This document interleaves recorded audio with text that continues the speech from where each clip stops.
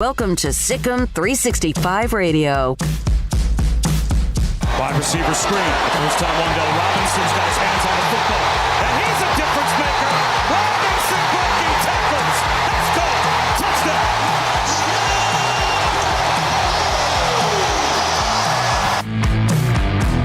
Sikkim 365 Radio is presented by IdealMRI.com. High-quality MRIs for $497 or less. IdealMRI.com. Your health is important, so is your budget. Lennon, good protection. Downfield for Ford. And hit! Diggs has got another. Number 6 on the year. And tackled at the 41. The 3 o'clock hour is sponsored by Waco Custom Marketplace. Meats, sweets, Texas treats, and a cut above the rest. 425 Lake Air Drive, Waco. Second and 10, looping it long. That is Keegan Johnson.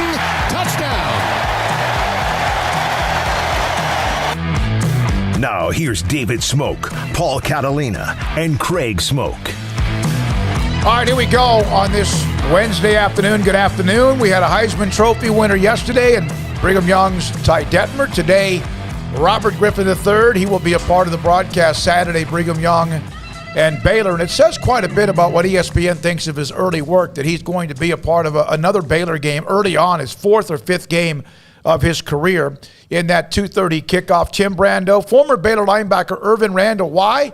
Well, one, because we want him on, but also he played in one of the last meetings. In fact, they've only played twice, Brigham Young and Baylor in 83 and 84. His recollections of trying to tackle Steve Young in 83. We'll also today highlight the Kentucky football program that's moved up, depending on which poll you're looking at. They have Georgia coming up this week. The text line's rocking, 254-339-1122. And also, the chat room is on its way. And if you want to call us early on, we have it open this first and second segment at 254-339-1122. All right, what else besides a shocking upset of Georgia?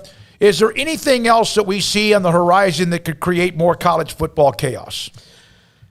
This week, probably not, unless, Alabama lost again. But that's probably not going to happen. But I don't know. Mississippi State. Yeah, I don't think that's going to happen. But other than that, no. I mean, maybe some more shakeups in the Big Ten. I think most people still think Ohio State is going to win that thing. So if Iowa lost with any of its opponents remaining, which don't include any of the big boys until whoever plays them in the Big 12 championship or Big 10 championship game, I don't think there's anything that would necessarily create chaos this weekend. Yeah, I mean, I don't know off the top of my head. Nothing stands out as a chaos maker right now in college football as far as the games we saw last weekend that were very obviously off the top of our heads. No, I don't know. I would have to look around at the schedule a bit more, but no, it's not a weekend that's shaping up to be, similar to last weekend in terms of top 10 upsets and things of that nature. I mean, there's still, plenty of opportunities for ranked teams to lose. I mean, Oklahoma State and Texas is going to be a very interesting game. I know that doesn't necessarily have huge implications at the moment for the playoffs, but it's one that very well could because Oklahoma State's unbeaten. So that's a key game for them, but shake up the top 25 if they lost? No. So, I don't know. I don't know what a particular thing would be. Yeah, other than just something that, again, just throw something, like example, if Kentucky was to beat Georgia, then God knows it, but that's fine. Scotty B, probably a shakeup in the Big 12, Oklahoma State if they lose, and Oklahoma possibly losing a game after Texas as they play TCU, a team that you never know with Gary Patterson and company. Yeah, that would throw the Big 12 and in the playoff into an uproar because those are the two teams left in the Big 12 undefeated. The best game of the week is got to be, if you look at numbers, 11-1, Kentucky, Georgia. But I don't know if everyone believes that. Oklahoma State, Texas is getting a little play as well. Other than that, you have some Iowa State at Kansas State, and the Big 12 is interesting. Which one of those teams is going to be able to keep winning and moving on in the elimination game?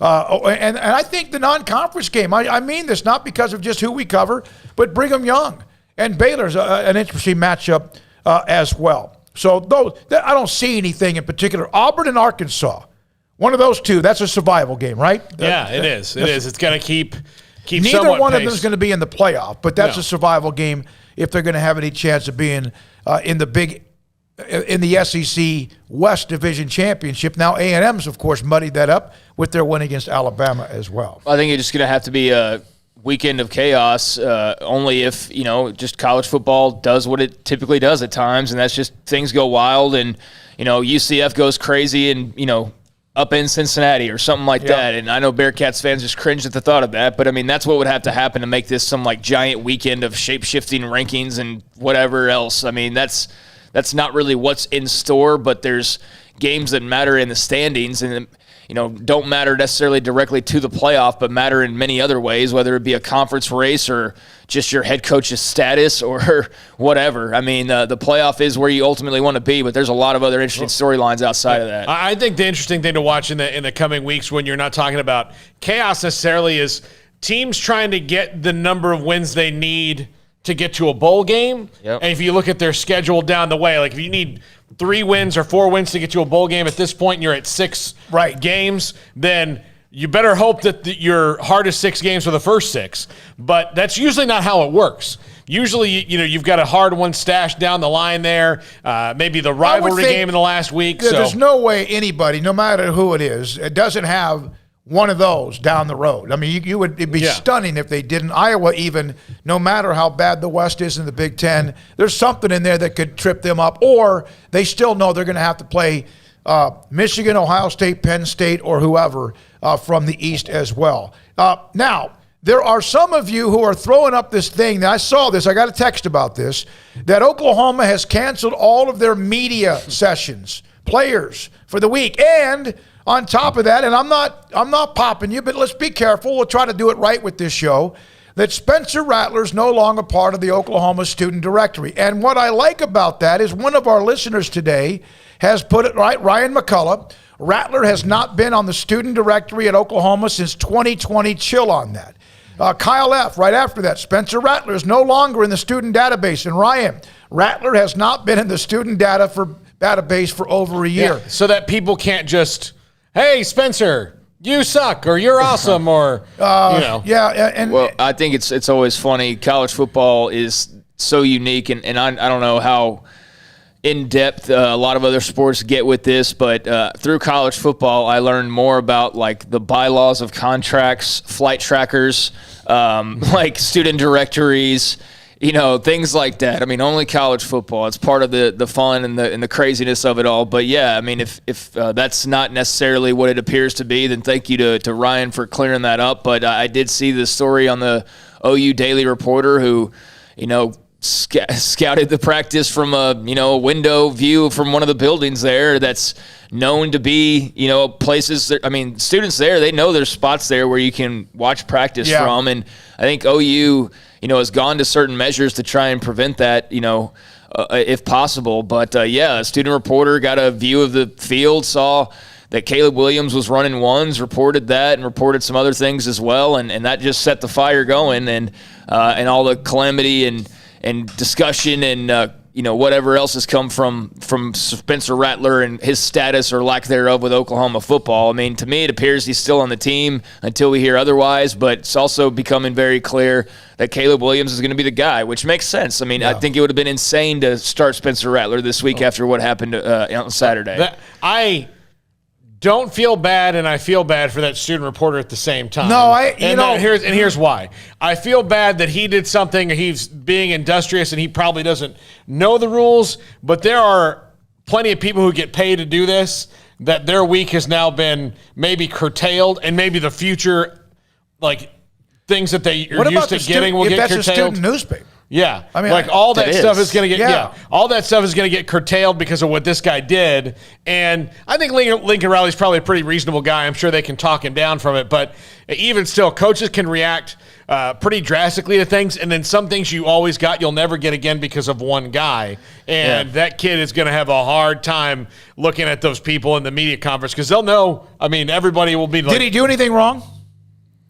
Not necessarily. I mean, like, it depends on, your mind as a media guy, as a journalist. There's some people that play by every rule they're given, but that's not really the groundbreaking journalists that we've come to know and love. Those are just the puppets, like Adam Schefter, for example. Yeah. But, the ones that, actually go out there and do it like the old school type of a way, I think they would be applauding this person for finding a way to get the information that everybody's wanting. What bigger question is there for Oklahoma football this week than their quarterback spot? Nothing. No. So he went and got the one, it's not the whole story of what we're going to see on Saturday, obviously, but he got enough info to put the news out there and give the people what they want to know.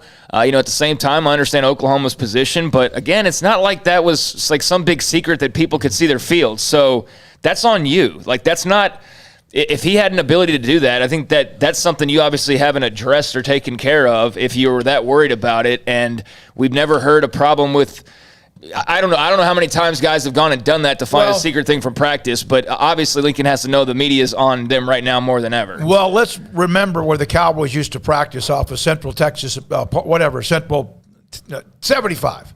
That's where they used to practice off that, right? And there was, I believe it was a hotel or something. It was real close, and they could see from certain rooms, watch practice. And Tom Landry and the Cowboys swore that George Allen and them just basically rented out a room all year long. And I don't know if they ever did. I don't know if that was ever proven. It wouldn't surprise me. Now, given what I know about George Allen, what he did in the USFL to circumvent the rules, very Belichick-esque. Yeah, because you and I talked about this. Bruce Allen is, like, we understand, he's nuclear now, right? He talk about toxic. George Allen, he bent the rules. But checking out a hotel room where you can watch your arch rival practice and there's nothing against that? No, that's clever. That's clever. Yeah. So, and vice versa. By the way, because Daniel Snyder wanted to start charging people, remember, for coming to practice. And if you do that, then any scout can go watch you during summer training camp. It's like stupid. So, all right, so that's could anyway if it's free. Yeah, I know. Then now that is different. That's kind of like in baseball, stealing signs, which is yet another story because of the Astros just smoked the White Sox right out of the playoffs. There's certain things you can do. There's also something, if it's training camp, I'm sure if the Cowboys were at training camp in Oxnard and they saw like a Patriot scout there would be a problem. Yeah. And that's a no-no. But if they have those condos, remember they built a big wall right over there where they used to have another field. So there's a lot of talk about Oklahoma State and Texas from some of you. Donnie Hand's not a big fan of Spencer Sanders. He probably loses us the game. I think we're going to get exposed for what we truly are. We lose by at least 12.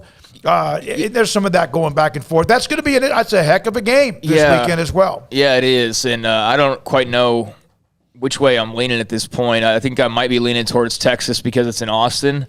But yeah, I'm really curious to see that matchup because they're pretty wildly different teams if you think about it. You got the fun, running up and down the field type of offense of Steve Sarkisian, and then a defense that's questionable in some areas. And then for Oklahoma State, you have a defense that's pretty rock solid, and then you have an offense that's got some talent, but it doesn't always play at an elite level a lot of times because their quarterback's not playing at an elite level. You know what I mean? So if good Spencer Sanders shows up this weekend, which anybody who watches him knows what I mean by that, then I think Oklahoma State obviously clearly would have a great shot of winning this football game. But yeah, if the guy who is prone to turnovers, who played against Baylor, shows up, then they'll lose that football game because they should have lost in terms of the number of picks he threw. They shouldn't have won that football game. Now, they did everything else to win that game, so credit to Oklahoma State, not making any excuses whatsoever. But if he throws 3 picks against Texas, they're not going to just gain 5 total yards afterwards like Baylor did and punt and punt and punt. They're going to score some points off that. Yeah. So, to me, it comes down to Spencer Sanders and which version of him we get. And if he throws one deep in their territory, that's giving up points. And if he throws them deep in his own territory, that's giving up points, right? You know who needs to show up for Oklahoma State? Not bad Spencer Sanders. Not good Spencer Sanders. Just sometimes medium Spencer Sanders. Yeah. But there's I think they need more than that. But I think it would do them well that guy might exist because you're not on all the time. The problem with Spencer Sanders is he's either he's either really athletic and good, or he is. Yes, it's just he's like you put your debit card in a gasoline pump now, and half the time it says you can't read it, or that you don't get the receipt, or you got to go inside and all that. That's who he is. Kerry Murdoch covers Oklahoma. I feel like I need to say something because I've been involved in criticizing Lincoln Riley's media policies, but this thing is not a Lincoln Riley versus the media thing. This is an Oklahoma administration versus journalism school thing. He went on to say that it was further clarification from a source in the OU administration. They are not upset with the Gaylord School of Journalism. Their issues are specifically with the OU Daily. I mean, okay, I don't know the history there of the paper and their problems with Oklahoma football, but I mean, if he says so, I mean, there's I'm sure some underlying issues there. If you've got reporters camping out on rooftops to find your starting quarterback at practice, like I could see where that would rub people the wrong way. What a journalism day, huh?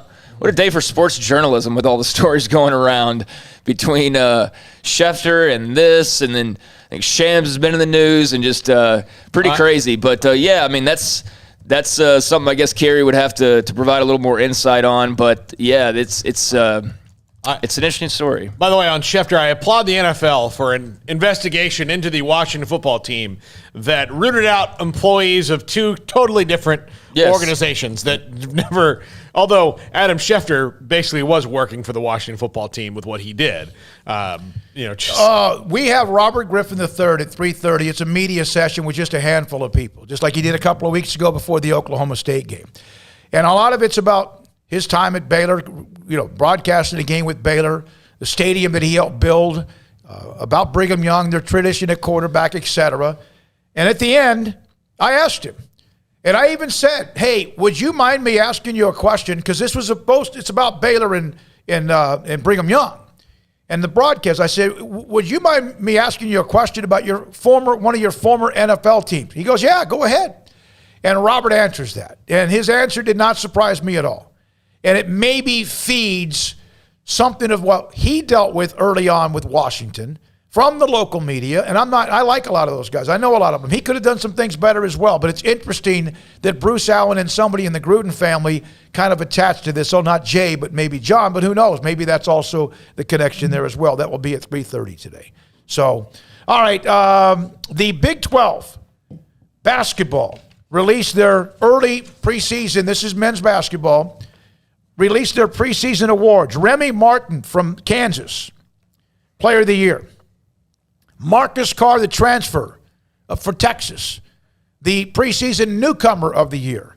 Kendall Brown, the freshman from Baylor, preseason freshman of the year. And Matthew Meyer is a part of the all Big 12 preseason team, and he is the only Baylor player. Now, there's also honorable mention, whatever else. There are 3 players from KU. Agbaji, Martin, and McCormack. You can see where those are involved, okay? And then also Marcus Carr, who we just mentioned, and then Terrence Shannon, the young man from Texas Tech, who we know is athletic, long, lengthy, and all that. So those are some of the names. And again, it doesn't matter. I see a lot of people like wringing their hands because Jeff Goodman yesterday mentioned that the number 2 team in the country is Texas. They're loaded up. Now, can they all play together? I don't know. It remains to be seen. But, boy, this basketball season is going to be interesting to watch because Kansas and Texas did load up. Texas Tech has a new coach. Oklahoma has a new coach. They're going to be involved. Huggy's still at West Virginia, right? Mm-hmm. And then, of course, Scott Drew loaded up even despite losing 4 guys, 3 of them in the NBA, and 1 of them now playing professional football. Well, a lot of buzz around Remy Martin. I mean, to transfer in and then be voted preseason player of the year, to come over from the Pac-12 and already be Big 12 preseason player of the year. I mean, I think this says a lot. And obviously Kansas is, it just seems like there's been good buzz for this season for them for like dating back to last season already. I'm just talking about like 2021, we're going to be really good. And so I expect them to be really good. I know that Scott Drew, defending national champs. Myers obviously going to be a much bigger factor for them this year, as well as a bunch of young, unproven guys. And so they're going to be a little bit of a transition. But despite that, Scott Drew sounds as confident as ever and is not shying away at all from talking about back-to-back and, not talking about it, but he's not scared of it in the way that he's talking about the expectations now that they have. And then you mentioned the coaching changes for OU and Texas. I mean, Iowa State's got a new coach. Yeah, too. I mean, it's going to be a really fascinating year. And obviously UT's got the transfer portal additions, which is, something that Scott Drew did very successfully on his way to a title. It's a little bit different in that Drews were still there for 2 or 3 years. They weren't just in and out. But, we'll see how Texas handles those guys and mends them into the rest of the roster. But I know that, the Jeff Goodman types and those who have been to practices, really love what they've seen from Texas, are really high on them. Same with Baylor, same with Texas Tech, who we haven't even mentioned. They've got a new coach as well, obviously a little bit of a chip on their shoulder. And, here they were 2-3 years ago. They're playing for the national championship, and Chris Beard's a god in Lubbock. And then, 2-3 years later, Baylor won a national championship, and their coach is in Austin, and they're going to have to face them at least twice a year. So it's gonna be a storyline-driven league for sure, but a lot of talent, a lot of really talented coaches as well. And most of it, Oklahoma, don't sleep on him either, because they at times were dangerous last year as well. Yeah, I think Kansas is going to be excellent. I think that there's – especially from the guys who might still be left over from 2 years ago or 2 seasons ago in 2020 that really feel like they got robbed of their shot because of COVID. I mean, really, really do feel robbed of a shot at the Final Four and national title at KU. And, look, there's not that I'm worried about it anymore, but there's NCAA stuff coming on Kansas. It feels like Bill Self is kind of loaded up for – kind of like, hey, shut up. I mean, I'm not worried about it, but it's going to be out there. So, hey, shut up. I'm in the transfer portal. Don't mess with me kind of a thing, which he should. Kansas was, considerably down last year, which I don't think that they, it's going to sit well with Bill Self for very long. And Texas, again, the key is, can Chris Beard get these guys to play together quickly? Like you said, Smokey, Scott Drew's key was that they had to practice together for a year in the gym alone, because they couldn't play. And that built a chemistry that you can't recreate now because guys can come in right away. Well, there's a lot of talk about that. Basketball is still around the corner, but they're doing that. And one of the things is that I see a lot of, why wasn't somebody on the first team? Well, again, they have too many players in the first team anyway. So if somebody shouldn't be there, who replaces them? Or if somebody should be there, who comes off? We kind of have rules about that. We want to get to some calls. Craig, one more comment. No, I was just going to say that, there's only so many spots, and I'd rather see guys get left off because just a lack of room versus – let's have 20 first team all Big 12 players, because I just, it waters it down to me. So, it's unfortunate you can't. I just think it speaks to the talent in the league, and quite frankly, the postseason is more important than the preseason. So you get a preseason snub, so what? Get that postseason actual honor that's based on things you actually did that year. Like that trophy that's sitting in there that they have to show off. There are actually there's 6 on the first team. There's a tie because of result in a voting tie, so that's good. And if there's 6, you want somebody who should be on it who comes off, because it's going to be hard to take off one of those names. And at the end of the year, 4 or 5 of them may not be involved in that. All right. This league likes its guards, don't it? Yes, absolutely. RG3 will join us in the following segment. Paul, let's do the shot clock. Can we do it at 40 seconds? Can we do that, Armstrong, a shot clock at 40? Does it have to be 30? 45 seconds. Okay, 45 seconds. Want you to make your point. Want your calls. Love the calls. 254-339-1122, and let's go. All right, let's go to the BetUS call line. Owen from Virginia, you're first up. Thanks for your call. Hey, thank y'all for letting me on. I'll make it short and sweet. So going back to the whole sports news thing, there's been a report that's come out recently from the Voice of Motown saying that a transfer, Daryl Middleton, has transferred out of West Virginia, saying that the coaching staff is actively ruining lives and needs to go. He said he's leaving because of this. He's seen this for a while, and he said that several players are going to go following this. And actually today, Kerry KJ Martin has transferred. I wanted to get y'all's take on this. And how do y'all feel about this as a Mountaineer? So thank you very much, Owen. Somebody did bring that up to me earlier, and I haven't had a chance, honestly, to follow it up. I like Bob Huggins. I think I almost have feelings for him. Is talking about Neil Brown, or are you talking about Bob I'm Huggins? Sorry. It's West Virginia football. Yeah. Okay. Actually, I had somebody call me this morning, and I didn't get a chance to call him back, who covers West Virginia football. But, there was that about Martin leaving, and there's a concern here and there about Middleton leaving, but there's a concern about that. Yes. Well, I mean, it would explain why they lost kind of transfers inexplicably at the end of last year. That went other places this year. I mean, maybe he transferred in to begin with, so maybe he just wasn't happy with his choice. We saw Charlie Brewer transfer to Utah, and he lasted all of, 3 games, and then he's in the transfer portal and not playing the rest of the year. So rather than – every school's got its rumors and its whole circle of message board and rumors. And so I don't know kind of what's being said around West Virginia. I would say, though, just as an outside observer, not in the weeds with the whole thing, he's probably just trying to, I guess, find the right spot for him. But, when you're losing games and, you're preaching the message and talking about the climb and all this stuff, and you got to basically go 4-2 to make a bowl game this year, which looks like it's going to be impossible because of who's on their schedule. I can see where there would be maybe some tensions or some unhappiness, but I think that comes with every football team. So I don't know. I need to know a little more and see a little more, more guys jumping in to really feel like, oh man, Neil Brown's really losing this thing now.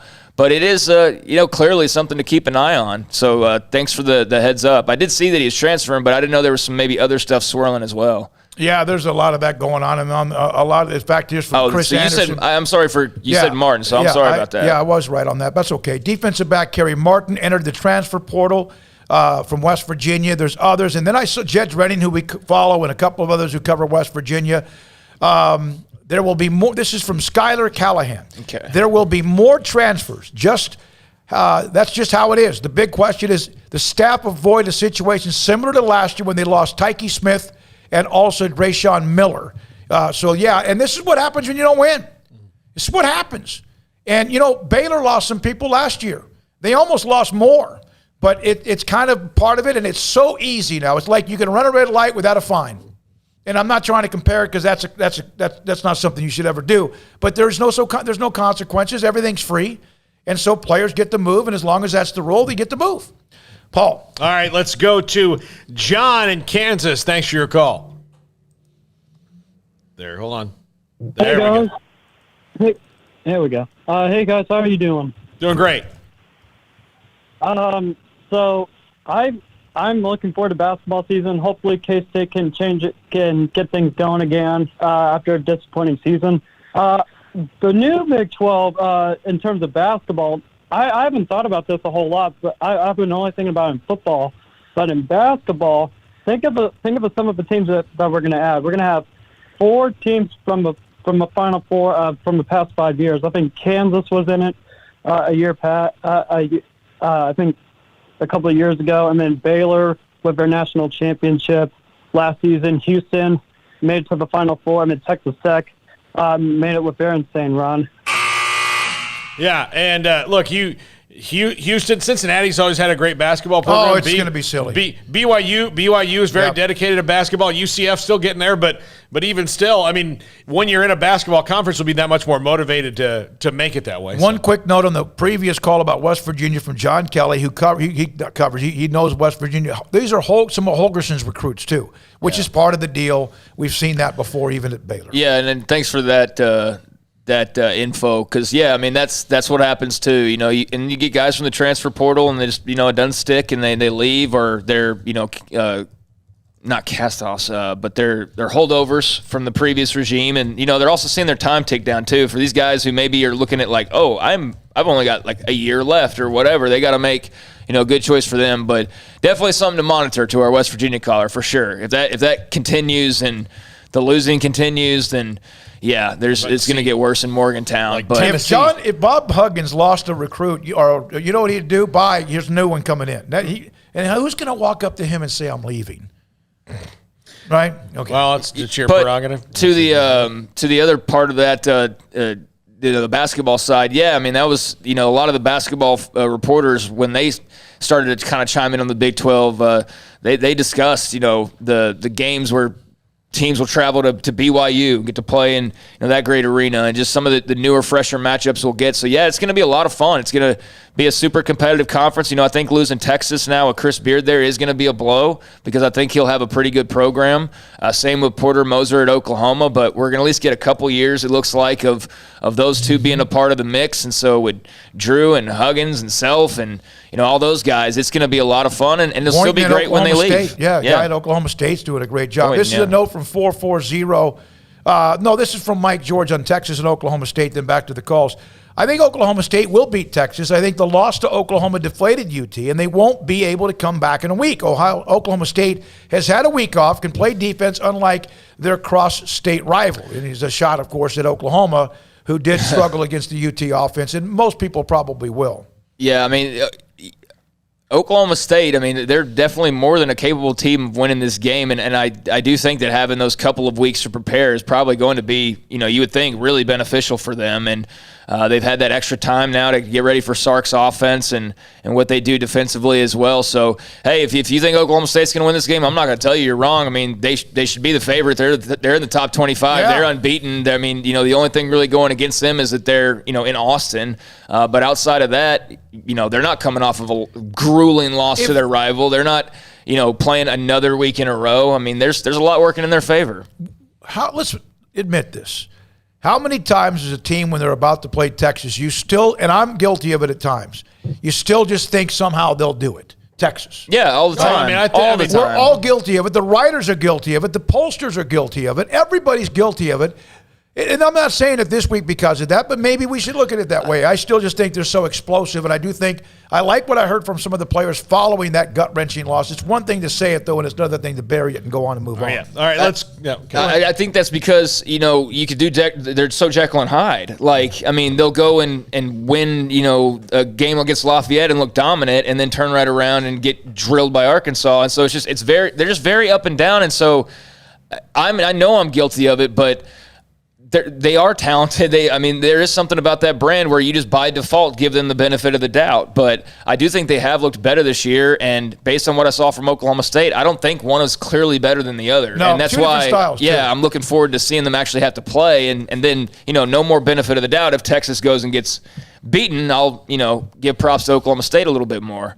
All right, 2 calls, rapid fire. Chris in Missouri, you're on the BetUS caller line. Thanks for your call. Hey, guys, here's a question for all three of you. How amazing is it that in just 2 months, the Big 12 went from being on its deathbed and maybe having teams running off the AAC to being on such a high now where great programs are trying to join the Big 12, and you got to figure out which ones you want to add. I'm really happy for the Big 12 because I hated what Texas and Oklahoma did. I just wanted to know what you guys are feeling watching Baylor. I think Baylor and Oklahoma State really elevated their games. Maybe if Texas Oklahoma hadn't left, they wouldn't have felt that sense of urgency. But I'm pulling for both Baylor and Oklahoma State to beat Texas and Oklahoma and maybe win the Big 12 conference this year. Anyway, thanks, guys. Thank you, Chris. Appreciate the call. I think there's some teams that might have a little extra oomph because of getting sand kicked in their face. Now, does that win games on the field? I don't know. Does it piss you off? Yeah, I'm sure it does. Fan bases are mad, and so do you could be as a player. But really, Oklahoma's had the standard. They have been the standard, and numerous teams have passed Texas on occasion the last 10 years. TCU has. Oklahoma State has. Baylor has. There have been teams that have passed them. Kansas State has. So some of them are pretty much who they have been, except, because Texas, if they're not involved, maybe the conference is not as good, but that's a logo thing. Well, so far, Texas is 2-0 against the teams that are staying. Oklahoma is undefeated against everybody, and they're 1-1 against Oklahoma. They're 0-1 against Oklahoma, and they're leaving together, so it doesn't matter. But and they're 0-1 against their future conference mate in Arkansas. So I don't know if it's affected it that much on the field. I think we'll see as we get deeper into the season whether teams like Oklahoma State this week will take a little extra oomph against Texas or Baylor or whoever as those teams really get into it. But so far Oklahoma hasn't lost, and Texas lost twice. One of those to a team. Both times to essentially SEC teams. Yeah, I think it's more of a fan thing as far as an impact that it could have. The players got to do the whole, it's day by day, week by week kind of a, what do you call it? Like tunnel vision. They have more of that. I don't think they get as involved as fans and media do in the outside stuff, although they're aware it's going on. So, yeah, I think the impact could be felt if you're, on the road environment and the crowd's going crazy and chanting Big 12 at you and that kind of jazz. But outside of that, I'm not really sure. And, yeah, Bowlesby did a tremendous job. I mean, he had to. He had no choice but to do a tremendous job in trying to save the conference because he was going to be out on his butt if they didn't do something pretty dramatic. And to his credit, they moved quickly and silently for the most part, although there were rumblings, and they got it done. And I really commend him for that. I've not always been a big proponent of Bob Bowlesby, but got to give him credit for basically saving the Big 12 in so many ways. And Baylor, we'll talk more about them, but I think they're a good football team. I expect them to win this weekend. I expect them to go into a bye week at 6-1, bowl eligible, and right in the mix. And so we can talk about that further as we go along. All right, one more call. Really up against it. So Howard, you gotta edit yourself today, buddy. Go. Hey guys, how you doing? Good. Hey, I'd love to see this. It's never going to happen. Rattler, Arizona kid. Arizona, longest losing streak in Division I. I'd love to see him go in the porthole and come to Arizona because McLeod just got busted up by UCLA. He's not going to be back till next year, and the two guys they got coming in are projects. We're going to lose another 6 or 7 games. That's one thing. And another quick thing, this Gruden thing, I was listening to this guy on the radio. He has nothing to do with sports, and he brought this thing up, and he was just indicating that maybe the NFL is trying to get ahead of something. I mean, they got like all these. Yeah, Howard. No, that's your point is yeah. Well taken. We appreciate that. It might be that they're trying to do that. I had somebody on the text line earlier. This is all about going after eventually. In the end, it will be Daniel Snyder's head. That was from a text we got at 254-339-1122. This isn't just about Gruden and some 10-year-old emails. No way. Like, there's way too much going on here, and more I'm sure we will learn, and more names that will be thrown into the public spotlight in a negative way, and wouldn't surprise me at all if Daniel Snyder's the head of the snake. It really wouldn't. But it's definitely deeper than what we've seen so far. That's for sure.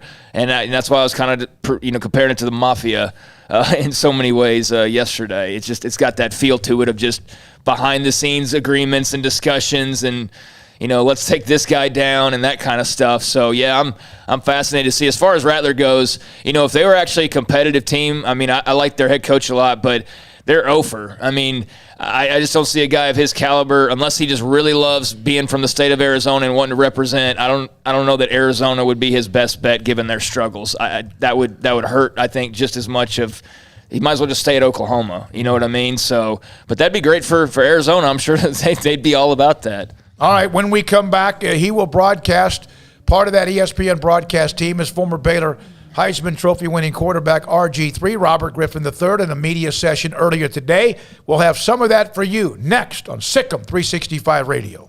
BetUS has been serving clients for 25-plus years, prides themselves on being known as America's favorite sports book. Remember these promo codes, Sikkim125 and Sikkim200. That's a 125% bonus if you use 125 on cash if you open an account, or 200% on crypto if you open an account with BetUS.com. Why BetUS? Because they've got action on every sport across the world, and we can pretty much guarantee that they've got your game, and they offers the industry's bigger retail bonuses to keep their players betting longer, like Sikkim125 and Sikkim200, and their loyalty program is legendary. So check them out, BetUS.com. That's BetUS.com. Use promo code Sikkim125 and Sikkim200. Baylor University is where lights shine bright. So, let there be light. Let there be roommates and teammates, scholarship and championships. Let there be fresh starts and new traditions, fast friendships and lasting impacts. Let there be laughter. Let there be joy. Let there be light. Baylor University, where lights shine bright.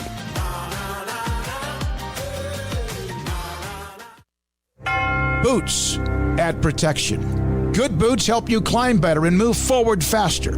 And when your son or daughter steps into the boots of a U.S. Army officer, they also learn how to lead. In these boots, they'll gain more confidence with expert training in one of more than 150 occupational specialties. In these boots, they'll stand a little taller and lead a team with diverse backgrounds and areas of expertise to successfully accomplish whatever challenge comes next. In these boots, they'll earn respect with valuable experience from day one that will give them solid footing for success into the future. Highly qualified candidates who earn a spot on our team can receive comprehensive health care coverage, college tuition assistance, and a bonus of up to $40,000. See all the things your son or daughter can achieve in our boots at GoArmy.com. U.S. Army Waco Recruiting Company, 254-598-8131 or 254-776-1543.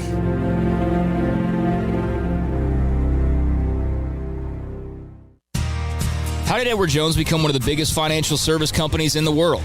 By not acting that way. Financial strategies, one-on-one advice, it's a big difference. And that's why Brad Wilson, your Edward Jones financial advisor, makes sense of investing. Experience the difference for yourself. Brad Wilson, 250 Sharon Drive in Woodway, 254-776-4337. Edward Jones, member SIPC. At Allen Samuels, we're proud to announce that Dodge is the #2 brand overall in new vehicle initial quality by J.D. Power. We've got amazing offers this month, so let our team help find the new 2021 Dodge vehicle that's right for you. Come by. Let's be friends. The secret to living your best life is pizza, obviously. Golden crust made from scratch, 3 fresh signature cheeses, and the toppings, crispy old world pepperoni, savory Italian sausage, bacon. That's called a dream team. Find everything you need to live your best life and more at Marco's Pizza. Owner Bob Mock has been delivering pizza since 2001 and is the proud owner of 4 locations in Waco, Belmead, China Spring, Woodway, and soon to be open in Robinson. Marco's. Pizza lovers get it.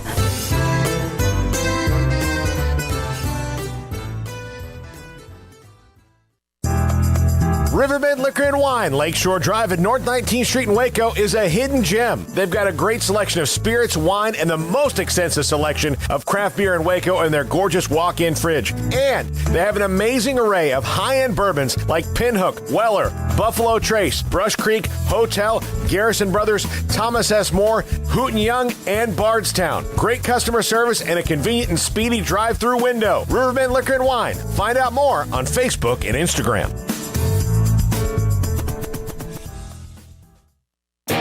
Welcome back to Sikkim 365 Radio.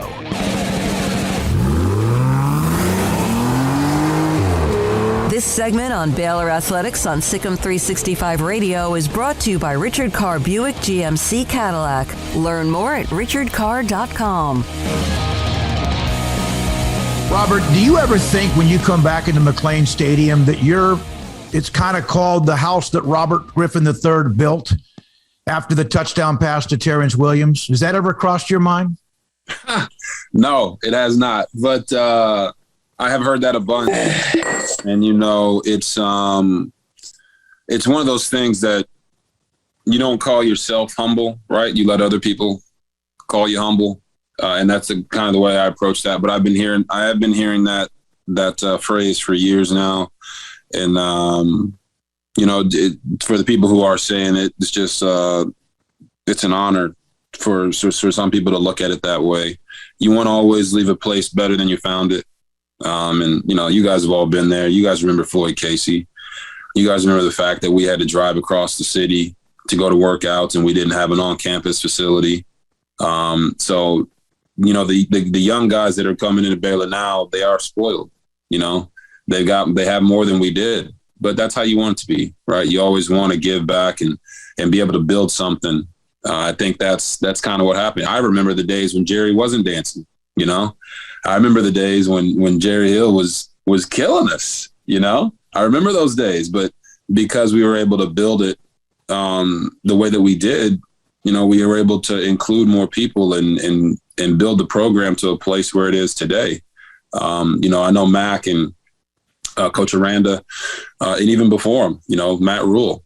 They've all worked hard to overcome some of the obstacles the school has had to face over the years. But the fact that Baylor football is where it is today still includes all of the things that happened in the past. and the way that it was built up. So, like I said, I don't ever say that, but I have heard it, and I'm honored that people view it that way. Next, we've got Jerry Hill. Robert, you talked about it. I mean, they looked different this last week against West Virginia. From your perspective, what was the biggest difference in that game? Yeah, if you remember in the Oklahoma State game, Tyquan Thornton had finally caught, a deep pass. And on the broadcast, I said, finally. All of Baylor Nation saying, finally, they're throwing the ball to Tyquan Thornton and doing what he does best. And the way that they accomplished that early in the West Virginia game was not only impressive, but it just showed you how dynamic Tyquan Thornton is. He caught that slant for a 75-yard touchdown. And then the corners giving him space because he's so fast, and because he gave him space, he was able to go and take that ball to the house. But I think it was just they had a better plan against West Virginia, maybe so than Oklahoma State. It was a home game, different environment. Not that they don't play well on the road, because they do. So I thought that just overall offensively, they stayed ahead of the chains. If you want to get into philosophy, that's really what it was. They stayed in positive down and distances like they had been all year, which they didn't do against Oklahoma State. Abram Smith, he was running like a madman. He was doing his thing. And then I think Jeff Grimes just did a good job mixing it up, trying to get the ball to different guys and involving them in the game. Drew Estrada, Tyquan Thornton, Ben Sims. I thought they were very effective in that. And when you watch the tape, both of these teams run pro-style offenses, and I think that's what people don't get. They're used to seeing Baylor run the spread and shoot and air raid, whatever you want to call it, right? But just getting a bunch of guys out and running fast and doing it that way from our time there. But that's not what Jeff Grimes does. And when you watch BYU, you see similarities. You see pro-style concepts. Ben Sims catches a touchdown on a wing set on a double play action with a jet sweep. I mean, I see that every week in the NFL. So I think the plan they had against West Virginia was better. They wanted to come out and prove a point to say last week isn't who we are. This is who we are. And Gary had a career high in passing yards in the first half. You want to talk about, hey, it all worked out. It all, went into stride. I think that's what it was. It was, they were upset. I talked to Gary after the Oklahoma State game, and he was upset, and rightfully so. I get it.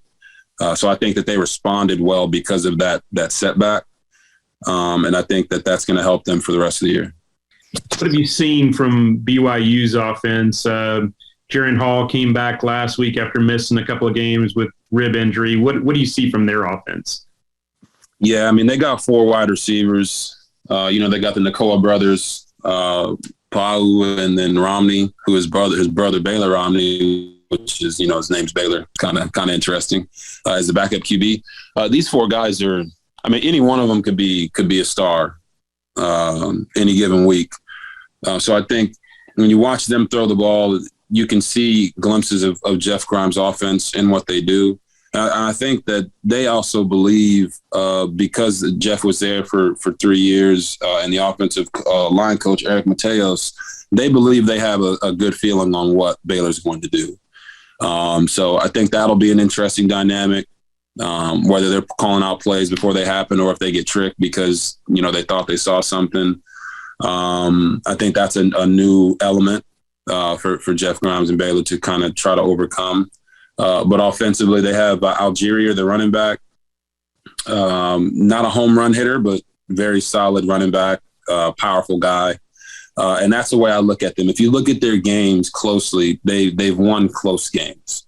They lost this past week, I think, 26-17, but all of their games have been close and then relatively low-scoring games for college. So it's not like they're going out and blowing people out like Baylor did last week. So I think that's a key as well. They like to shorten the game, running the ball, throwing the ball, doing the pro-style concepts. Defensively, they got a lot of movement into what they do. But Jaren Hall came back, like you said, after missing 2 games with the bruised ribs, and I'm sure he'll feel better this week. I heard that he didn't practice very much last week, and they're hoping that helps to more success from him. Robert, with the transfer portal the way it is with quarterbacks, when Coach Briles was there, Nick had to play early because of your injury, but he had to wait. We know how long Bryce had to wait, Bryce Petty, and then Seth. Do you think that would have changed, or was everyone just knew that if they stayed patient, he would turn them into All-American quarterbacks? Yeah, I mean, it's an interesting one because I think it also comes down to where you go. Because when me and Nick came in, me and Nick were same class. Nick was I think he was a 2 or 3 star, and I was a 4-star QB. And normally you see these transfers happen when you get these big-time 5-star recruits, that go to Alabama or go to Texas, and the school brings in two or three of these guys in consecutive years, and then they can't play because maybe one guy came to fruition or a guy gets benched, like the Oklahoma situation with Spencer Rattler, and they know that they can play and they're highly rated, so they want to go off and have another opportunity. So I think that had a little bit to do with it at Baylor. Tell me if I'm wrong, but I think Bryce was a 4-star, right?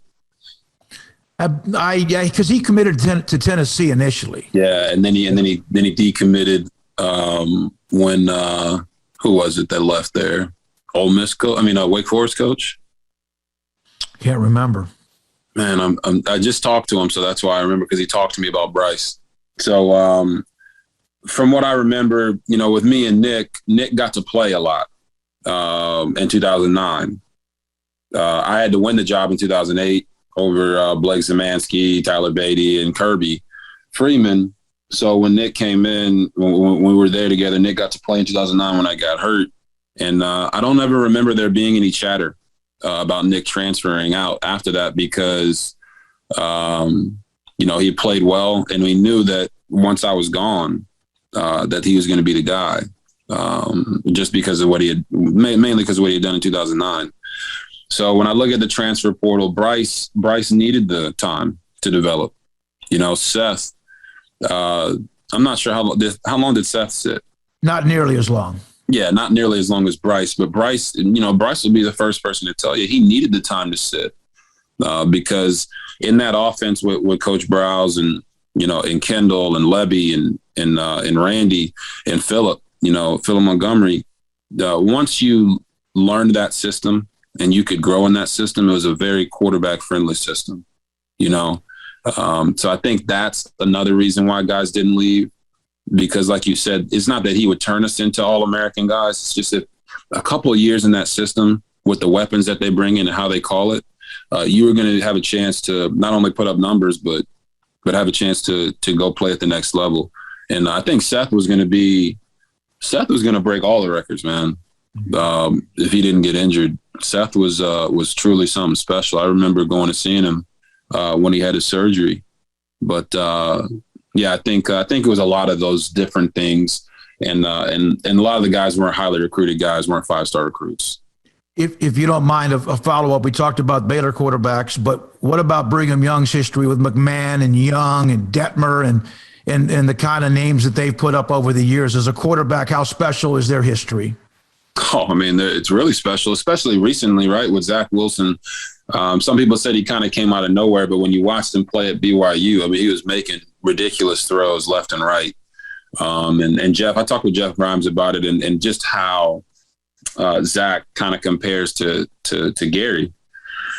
And, Zach's a more natural thrower, but that same type of gym rat feel that Zach had, Jeff gets that from Gary, and that's kind of why Gary won the job.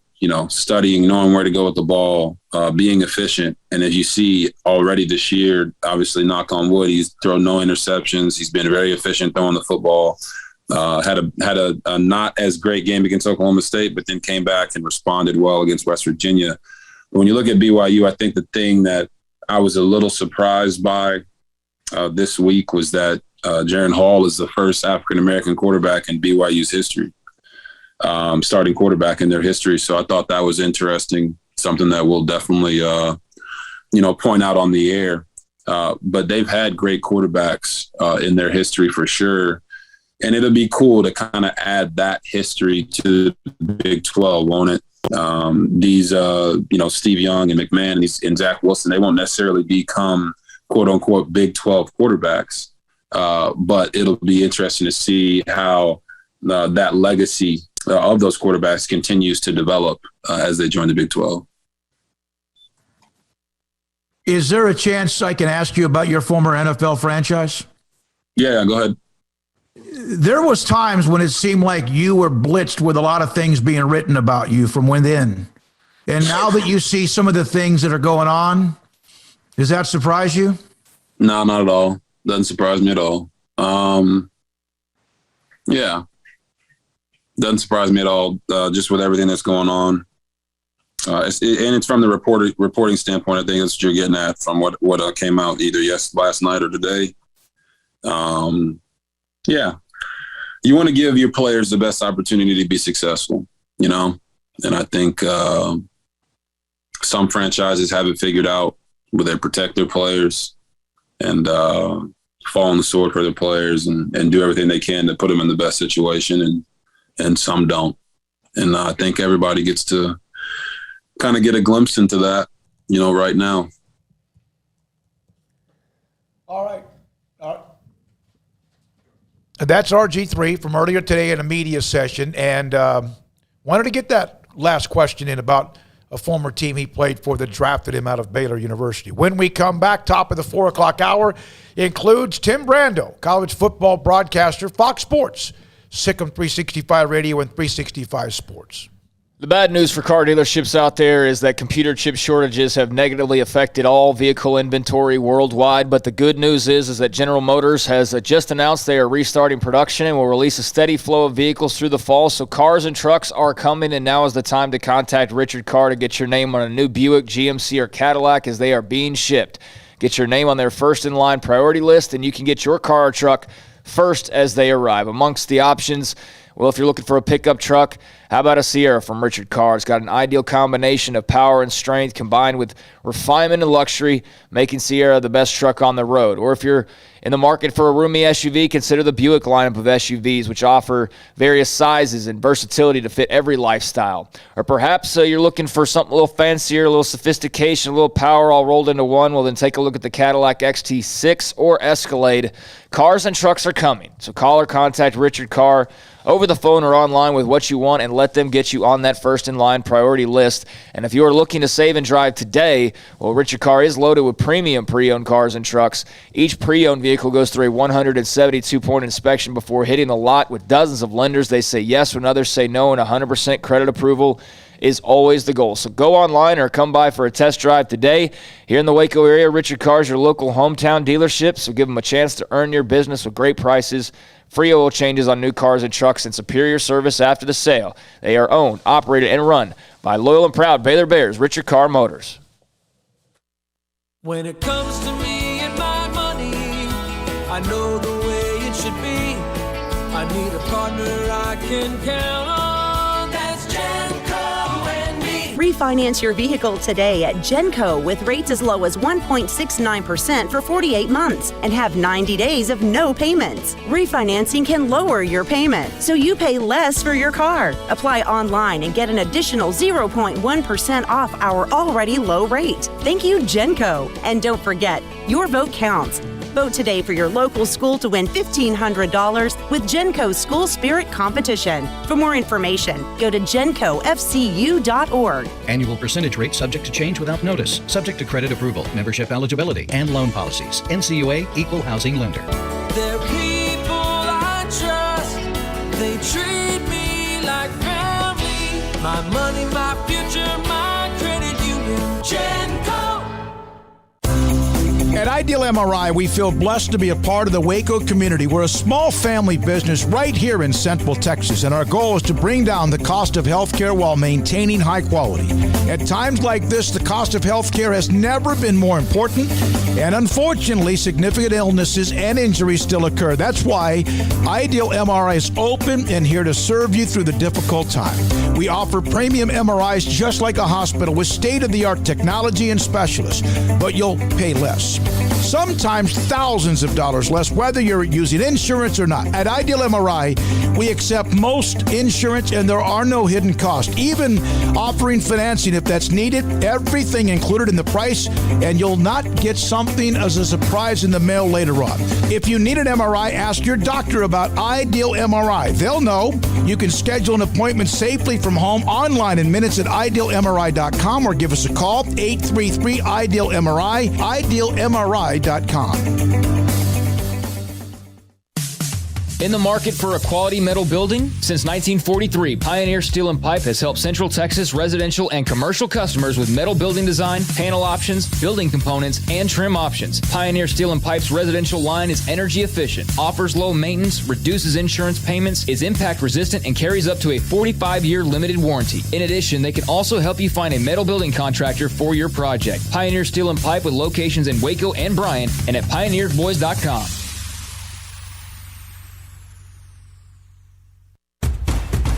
Hey, this is Bryce Petty, former starting quarterback and two-time Big 12 champion, and I know firsthand the importance of being in top shape both on and off the field. So listen up, men. If you're feeling beat down day in and day out and looking for that high-performance edge that separates the men from the boys, then look no further than the Petty Clinic Low T in Waco. Petty Clinic is a comprehensive men's healthcare clinic with an atmosphere catering to men. Board-certified Dr. Kent Petty has a special interest in offering the highest quality medical care to men of all ages. Some of the services offered include screening and treatment for low testosterone or thyroid, infertility, high blood pressure, diabetes, high cholesterol, sleep apnea, while offering comprehensive wellness exams and complete men's health lab panels. High performance men, remember, it's not just a Petty thing. This is Bryce Petty, encouraging you to reach out and Google search Petty Clinic Low T or go to pettycliniclowt.com and get your complimentary lab screening today. Welcome back to Sikkim 365 Radio. Play fake into the corner on the face. Intercepted by Kalen Barnes. Down the sidelines. He's going to step out. The 4 o'clock hour is sponsored by Boozer's Jewelers, the wedding ring store, specializing in custom jewelry and repair, all in-house. Now, here's David Smoak, Paul Catalina, and Craig Smoak. All right, here we go. This 4 o'clock hour, Sikkim 365 Radio. Robert Griffin III joined us on the broadcast coming up this weekend on Baylor and Brigham Young in a non-conference game. Tim, I know there's so much to get to, including some chaos in college football, some stories about it, but how about the same year that Brigham Young is now it's being accepted by the Big 12 that they happen to be on Baylor's schedule this year?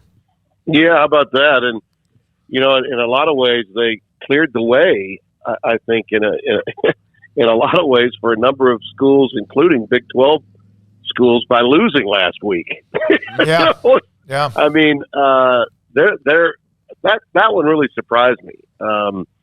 Boise had been struggling, so I anticipated that BYU would get that one done, and that would have made the game, I think, that you guys have with them all the more important. We were beginning to get some sniffs from a lot of people saying, well, if Cincinnati can be number 4 or number 3, I mean, how about BYU? You know, they were beginning to get in the conversation a little bit, and I kept telling people one of the reasons why they weren't as much of the conversation, at least from my perspective, was because as an independent, they had no seat at the table.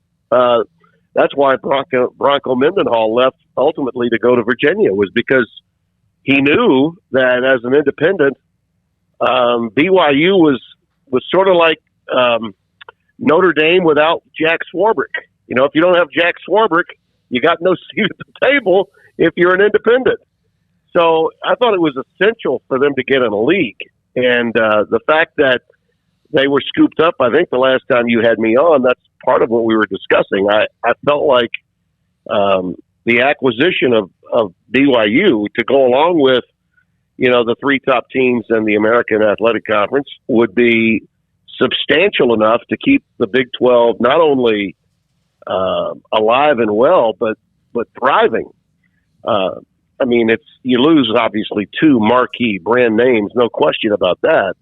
But the way the narrative was shaping out and being told by many in the media was that, oh, they're dead and buried. Well, I don't think that's the narrative now. and BYU certainly helps that narrative. But I think this is an example of why BYU needed to be in a league. Being in the Big 12 gives them a seat at the table where it comes to the college football playoff. I mean, let's face it. Notre Dame is an anomaly. They're in their own category. Okay, it's like ranking rock bands. Okay, you have to put the Beatles in their own category. The Beatles have a seat at the table, even though they have to be in a league with the Rolling Stones and Fleetwood Mac and everybody else. That's the deal in college football. So, a great acquisition for BYU. I think it's a very interesting game because Baylor has played well enough to win a game or two that they've lost. And I think that, this will be a great measuring stick moving into the second half of the season for Aranda's team. Tim, what do you think about the Alabama's possibilities going forward now that they've lost their mulligan one that nobody clearly thought they would have at this point in the season? Well, congratulations to A&M. I didn't see that one coming any more than anybody else in my business saw it coming. Although, given the season we've had, we shouldn't be surprised. We shouldn't be shocked. I mean, we really shouldn't. Florida, who got spanked at Kentucky, gave Alabama all they wanted and was in a position to tie the game. Didn't get it done with a questionable 2-point conversion play. So to think that, I guess, to find the right mix and to be a quarterback whisperer at a time when you needed it, Jimbo was able to pull it off. But more oftentimes than not, when it comes to Alabama, I think we have to understand that they are a team that has an incredible reputation based on success, tremendous success, and sustained success that no one else in college football has ever had. Now, that doesn't necessarily translate that they are that much better than everybody else at every position. Now, that's just a flawed thought process. And again, part of the narrative. And in large measure, it's because Saban has programmed everyone to feel that way. And when I say everyone, I don't mean just his team. I'm talking about the media. I'm talking about opponents. Everybody thinking, oh, my God, they're a juggernaut. I don't know if we can – how do we match up? Well, a lot of teams have matched up well with Alabama and played them very well. And surprisingly, some teams that even out of conference have done that. But to carry it through to the finish has been a mental as well as physical hurdle for people to climb. And the margin for error for Alabama this year, and I think to some extent in past years, was much slighter than people really realized. And that certainly was proven when A&M was able to do what they did with all the quarterback issues that Jimbo was facing. They may be in trouble again. I mean, I wouldn't be surprised if they lost another game between now and the end of the regular season. People are still believing, that they're going to play Georgia in the SEC title game. I'm not sure that that's going to be the case. I mean, they may drop another one. Let me tell you, history will tell you that teams like Alabama that are having some issues in coverage can absolutely get torched by the mad scientists with the Pirate next up on the schedule, another roadie, for them to play. So look out, okay? I don't need to tell you guys, what he did when he was in Lubbock, Texas. So crazier things have happened. Tim, OU Texas was obviously an all-time classic game. Big win for Lincoln Riley and company. Second loss of the year for Texas, although they are showing some improvement under Steve Sarkisian, and there's reason for optimism. But just what do you think of what's coming out of that game for both teams? And now for Oklahoma in particular, the whole situation revolving around the quarterback spot with Caleb Williams and subsequently Spencer Rattler.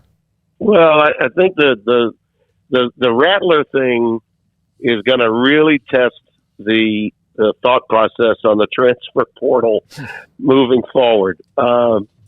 If some of what's being reported, some of what I'm hearing If there's any shred of truth to it, it'll be very interesting to see how this thing plays out, this soap opera plays out. Lincoln is probably as well adjusted to handle it as anybody I know. I thought it was really smart of him. I don't know if you saw the interview right after the game last week, but I was getting ready to call my game out at the Coliseum in L.A., and I got to see it. And his response to the sideline reporter was, when the question came about Caleb Williams, it was, yeah, but did you see that 2-point conversion Spencer came in for to convert to Stoops? And it was well timed to say it. Even then, though, he was trying to deflect. He knew what was coming. He knew what the thought process would be all week long. And, that train is now pretty far down the track. So between now and this weekend, it's going to be very, very interesting to see that sidebar story, how it plays itself out. OU still has a lot of foibles on defense, even though they did Grinch made some really good adjustments in the second half that kept Texas from doing what they wanted to do until they had to late in the game, and that was obviously get the ball to Worthy, who could only stop himself in that game. Certainly Oklahoma didn't. Texas, you're right, Sark has got them pointed in the right direction, but Pete Kwiatkowski, their outstanding defensive coordinator who came from Washington with Chris Peterson, he still has work to do, okay, in getting that Texas defense to stiffen and to understand how to play with a lead. The offense gave them a 21-point lead, and they immediately just started playing soft on the edge, giving up a lot of easy passes to allow Oklahoma to get a rhythm to make some explosive plays to come back and win the game. And I know Texas fans have seen that thing play out many times before. Could you get up in that same whatever that is that William Shatner's getting in to fly up in space? I got to tell you, Smoak, let me tell you, after he came down today, did you see his interview? Yeah, I saw it, yeah. Oh, my God. I mean, if I had doubts about going up there, which I would have and would if somebody said it to me, he just threw them all out the window. It's like, no, wait a minute. You do this. This is not something. If you're offered a chance for a free ride like that, you got to do that. I mean, you've got to do it. It was almost without getting overly spiritual. It sounded to me his answers to the questions he was getting from Bezos were that of a man who had just, from a biblical standpoint, been saved. I mean, that's what it sounded like. That nothing that had happened in his life had ever come close to this, and he'll forever be changed. Well, the man's 90 years old. Wow. And when you hear him being interviewed, he sounds like he's 50. He's so lucid to be that age and so cool. I've always thought Shatner was the coolest old guy I'd ever met. And I did have the opportunity of meeting him once. But today, my gosh, that was just incredible. So, yeah, I would definitely go up in that thing, only because of what he said today. Yep. I want to see that little thin layer of blue and then go black. I want to be able to see that. I want to experience that. That's incredible. That's an amazing story. Hey, by the way, congratulations on helping Dale Brown finally get that. Thank you. Yeah, I saw you speaking in front of whoever it was. Maybe it was the Board of Regents or somebody. Board of Supervisors down there, yep, back in August. Mm-hmm. So, no, go ahead. I mean, that meant a lot to you. That's a passion it did. for you. Yeah. It did. And as is oftentimes the case in Louisiana, we're really bad about getting in our own way with the different layers of bureaucracy and political dribble that has always been a problem historically for our state. And I had resolve about this for almost 20 years, and for the last 10 years have been campaigning behind the scenes on this thing. And more of the credit really should be given to Collis Temple, who was the first African-American player in the history of LSU, and actually was brought in a year before Dale got there. He was playing for Presmarovich his first season, but freshmen were not eligible back then, as you may recall, in 1971. That rule was not passed until 72. Dale came in, and he knew more than anyone what Dale had done for the downtrodden, for gender equity, for greater equity for all ethnicities, really, and to have special interest groups that were fighting against the notion that an 86-year-old white man should not have the floor of the Maravich Assembly Center named after him. Are you kidding me? How could that possibly be? It was almost as if this generation just didn't do any homework on knowing it, and yet there were 3 votes against it. Out of 15 votes, there were actually 3 people on that board that didn't want it. But at the time that I spoke, which was a month before it was adopted, I was sort of the guy that was the setup man for the following meeting, which was September the 10th, when he had a number of former players, and even John Brady, the coach that went to the Final Four most recently, spoke on Dale's behalf, which I thought was a really wonderful thing for John to do. It really said a lot, and I mean it when I say he's the closest thing to a dad that I have that still has a pulse. He was like, and has been like, a father to me. We get calls, those of us that have been in this business a long time, David, you'll understand this. When we get that call about this legend passing away, Bobby Bowden most recently. Okay, Bobby and I were very close for over 40 years. And Terry, I played a role in Terry coming to my alma mater at ULM, and I was so happy he had that job when Bobby passed. But when you get that call about someone that you've known or you were friends with, had relationships with, and coaching that passed away, Johnny Majors, Pat Dye, you name the coach, and in basketball maybe Lou Henson and Rolly Massimino. You get that call. And you're like, oh God. Well, I'm telling you, you get over it after a few days. But when I'm not ready for the call about Dale. Whenever the phone rings and it's Coach Brown that passed, I don't know how I'll be the next day. So what you saw was genuine. Tim, I'm glad you brought up Bobby Bowden. I'm a Florida State alum, and he met. I graduated in 2002, so my first 3 years of college were amazing. We went to the title game of the first 3 years. And I got the chance to interview him, 4 or 5 times in my career. And each time it was hard for me to keep it completely professional, because he to all Florida State people, he's kind of like our grandpa, whether you knew him all well or not. He just how he was. One of the first things I looked up that day and getting ready for the show and to talk about him was an interview you did with him probably maybe less than a year and a half ago or so. It might have been a little longer ago, but it was really good, and you could tell the relationship that you guys had. Your thoughts about the legacy he did leave, that I think maybe as it gets further away from him coaching, people forget about what he really did in college football, which was unprecedented at the time, pre-Nick Saban. Oh, yeah. I mean, well, let's put it this way. If there had been a college football playoff for 4 teams during his era at Florida State, all right, and he had 14 seasons consecutively where he finished no worse than number 5 in the AP poll, imagine how many national championships he would have competed for. And I think by any metrics that you could come up with, if he had won even the smallest percentage, okay, of the opportunities that he might have had during that period of 14 seasons, finishing no worse than 5th, he would have won as many titles as Nick Saban has won. All right, I mean, and that's at both LSU and Alabama, which would bring him to an incredible number of 7. There's no denying that Bobby was an innovator. And he was also a guy that took on a challenge at a place like Florida State. Remember, Florida State was a Southern independent when he got there. Mm-hmm. And it really not ever had any sustained success. And in fact, just a few decades earlier was a teacher's college for women only.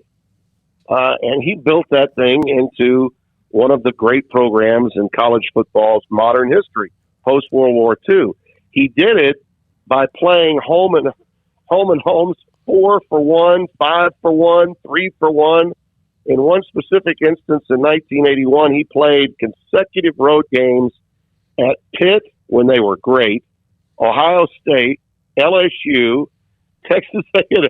I mean, it was just one after the other. Nebraska. He beat Tom Osborne twice in Lincoln during that period. I mean, who would do that today? No one.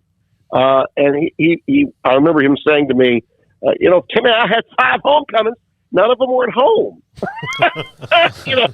I mean, he did it like no one else. I mean, look, even Nick Saban did a lot of homework before he took the LSU job. He knew that there were more drafted players per capita in the state of Louisiana than any other state in the Union when he left Michigan State to take the LSU job.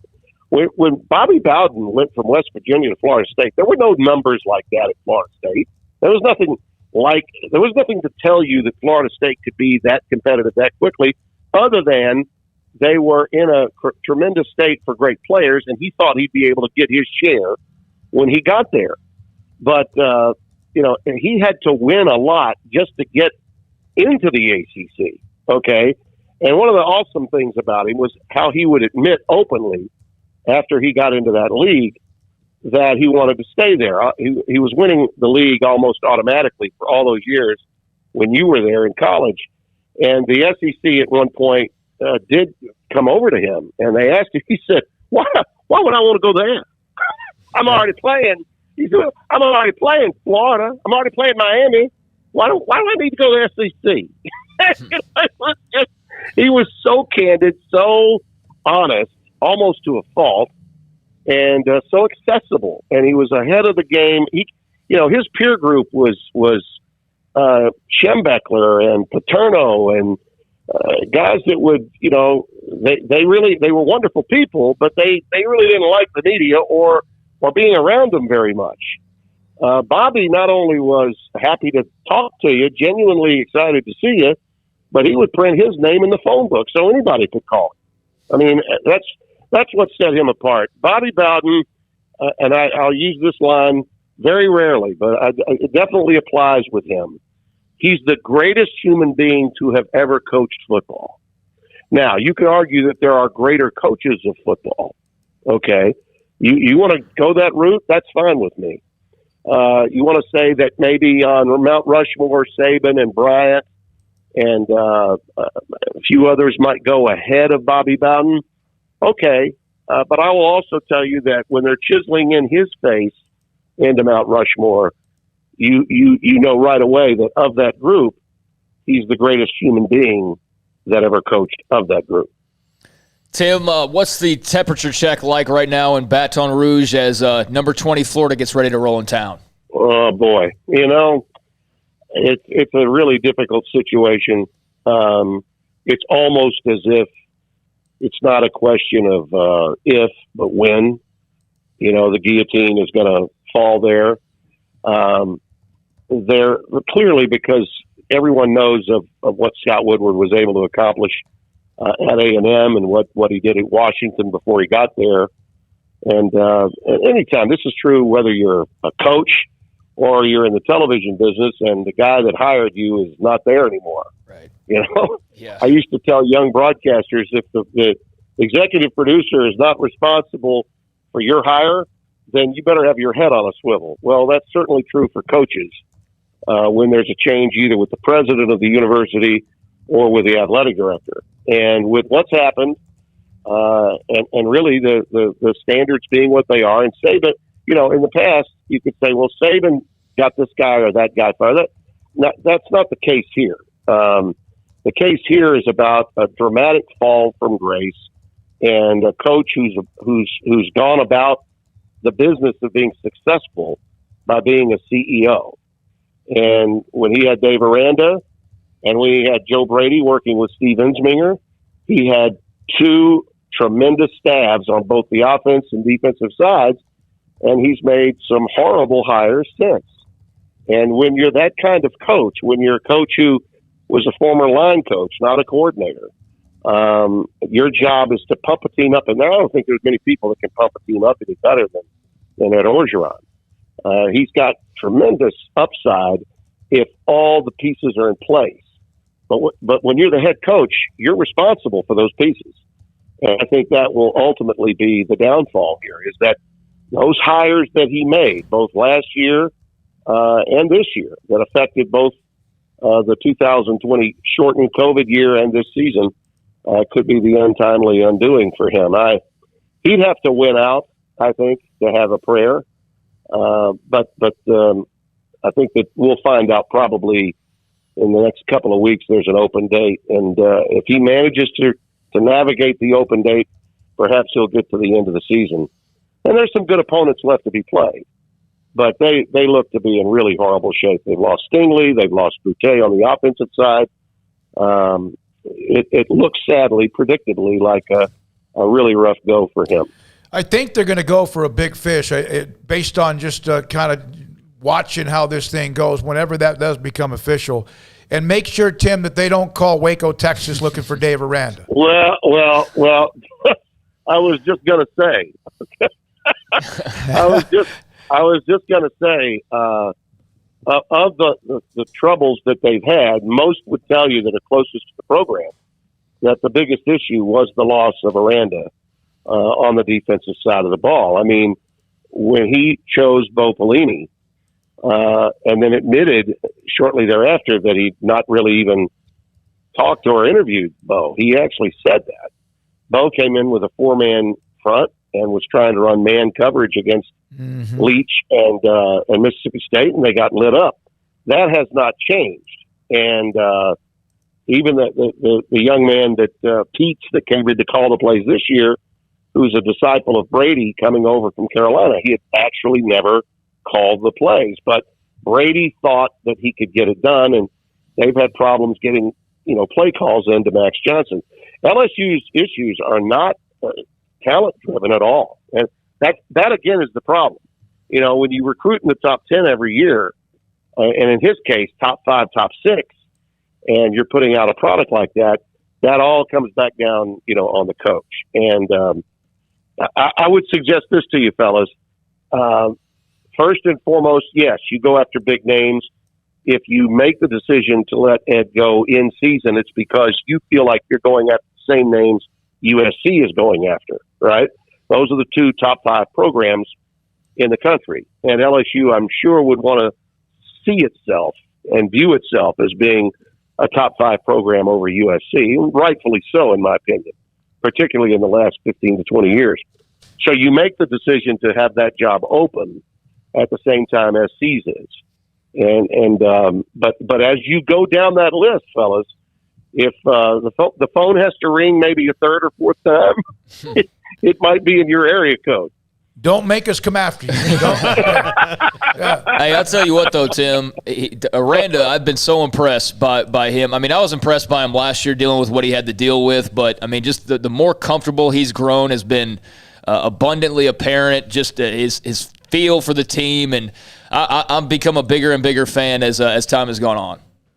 Yeah, I was impressed with the way they played at Oklahoma last year, and you guys were really banged up in that game and offensively didn't have really a lot to offer.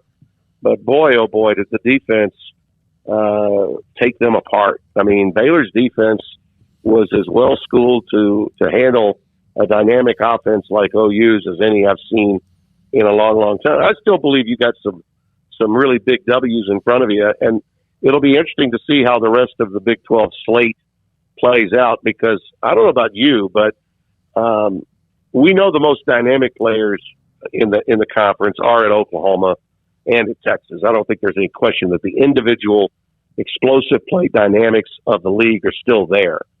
But the conference as a whole, in terms of just the teams and the way they play, it's really balanced. I see potential upsets across the board in the conference, from this point forward. And I'm told I'm going to be doing some more games in the Big 12 in the next few weeks, so hopefully we'll get there at some point. I'd love to be back at McLean Stadium. It's been a while.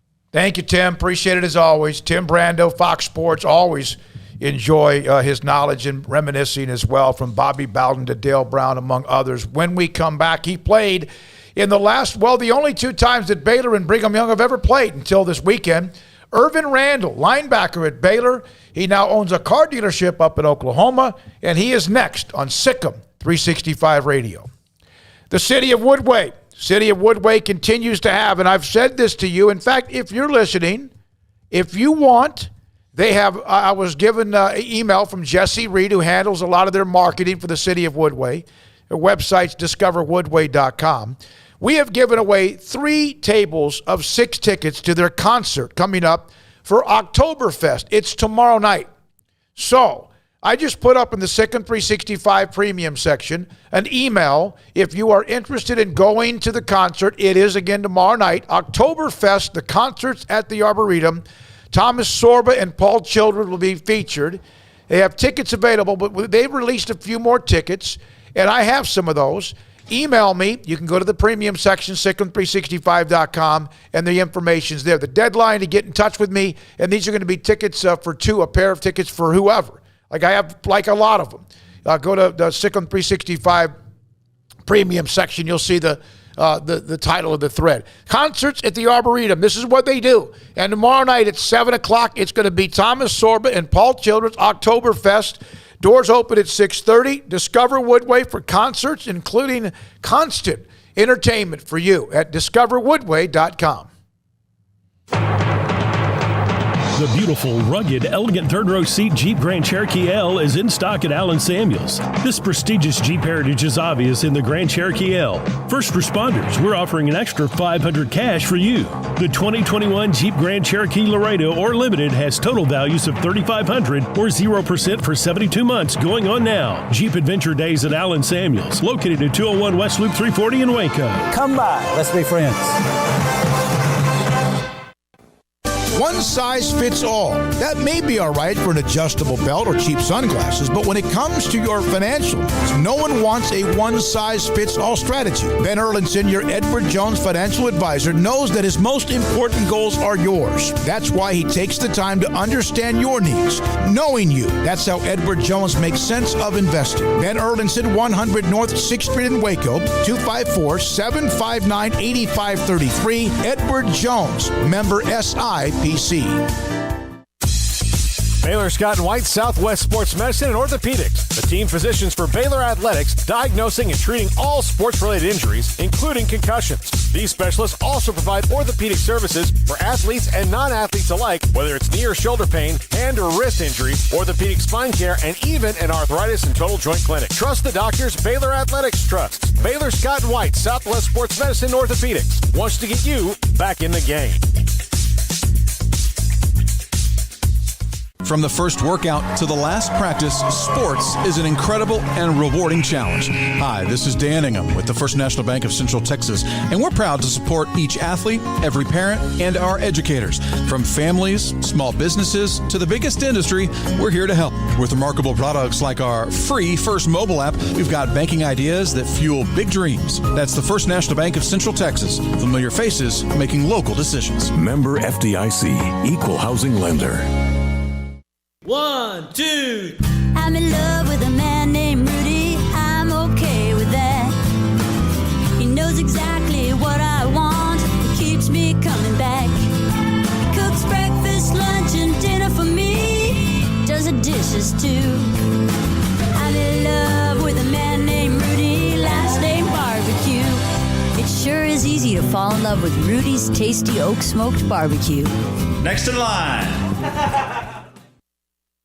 Boozers is the wedding ring store and more. If you're ready to get engaged or already married and want to upgrade your wife's ring for a special anniversary, Boozers is the place to go. With the largest selection of premier quality diamond engagement rings and wedding rings in Central Texas. They have 7 cases with over 300 styles of rings from top designers like Natalie Kay. Choose from yellow, white, or rose gold, plus beautiful top quality loose diamonds. With an in-house jewelry, they can also custom make anything you want. Bring in a picture or drawing and let Boozers create your one-of-a-kind pendant or ring. They can even use some of your old gold and diamond jewelry to create something new. At Boozers, you'll find a great selection of quality timepieces, and Boozers is the place for expert watch maintenance and repairs, too. They specialize in expert Rolex watch repair for fine jewelry, watches, custom work, and more. Go to Boozers on Valley Mills and Lake Air Drive in Waco. Boozers, the wedding ring store and more. Welcome back to Sikkim 365 Radio. Are you a Sikkim 365 superfan? Then try out our premium subscriptions at Sikkim365.com. He now runs a Chevy dealership in Oklahoma. He used to try to, and did quite a bit in that back-to-back years against Brigham Young, played linebacker at Baylor. Irvin Randall joins us now on Sikkim 365 Radio. Happy birthday a day late. How you doing, Irvin?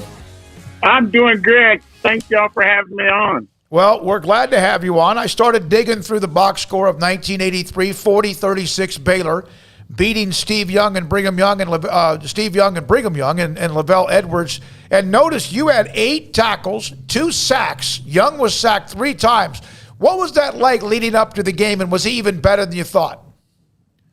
He's way better than I thought. And, looking back on it nowadays, he was like a running back. And he made it very difficult because most quarterbacks are right-handed. He was left-handed, so he could run left and then throw it. And it was very difficult.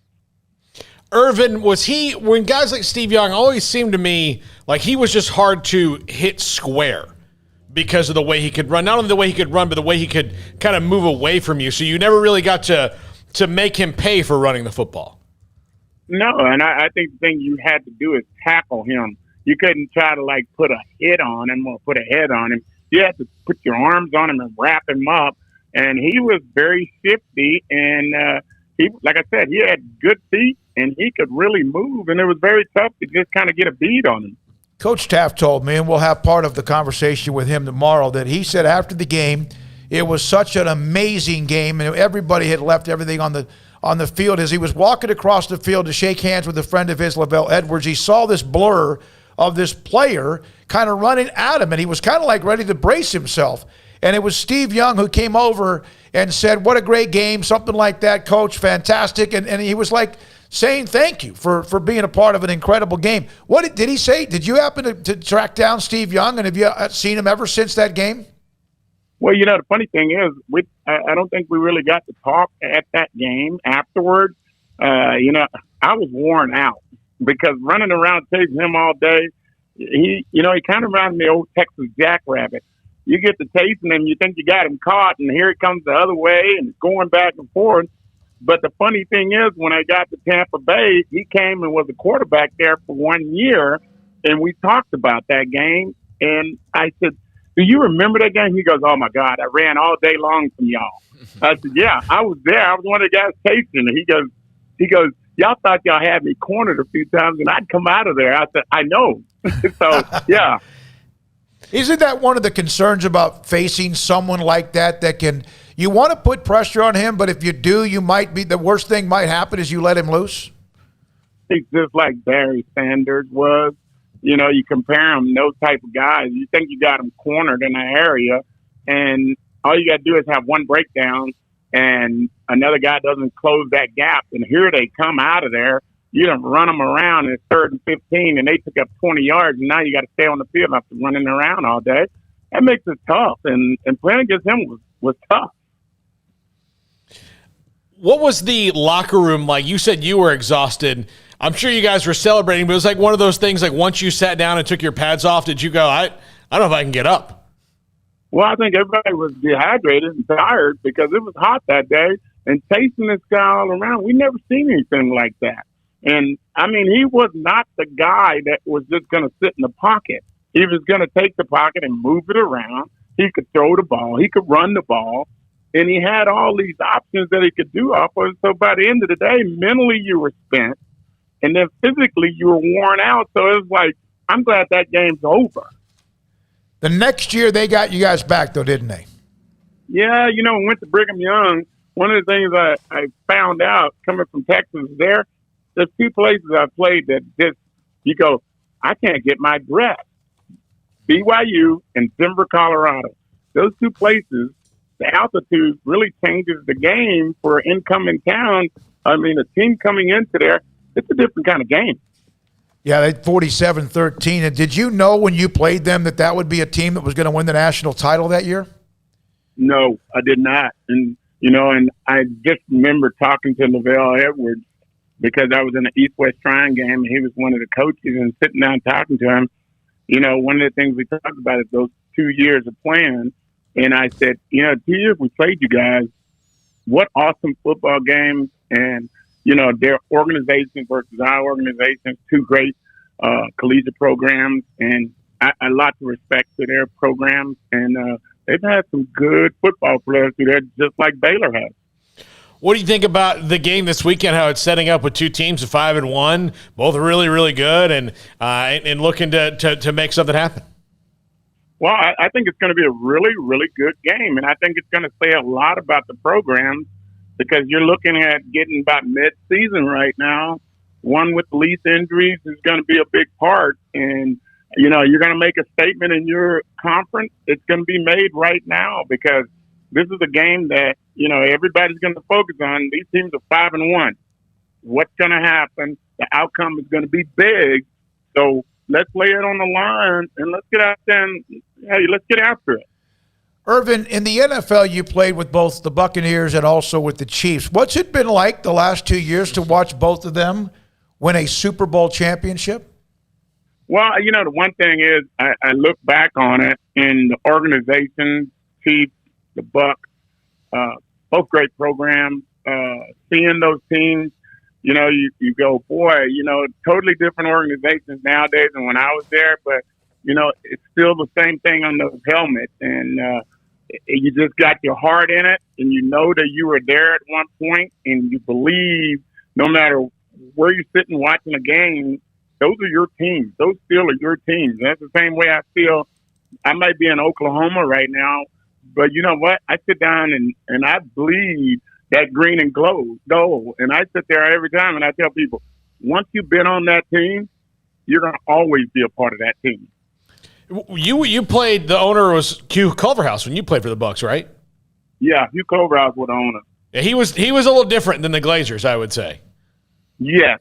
Yeah, I mean, that game's a lot different, and the owners and the players, a lot different. Looking at it from a fan standpoint nowadays, I look at it and go, boy, it probably could have changed your life a lot. But I say this all the time: if I had to go and do my life over again, I would still go to Baylor. I would still get drafted by Tampa Bay, and I would still play for Kansas City, and I would still be in the automobile business, because I have had two careers, and I've been very successful at both.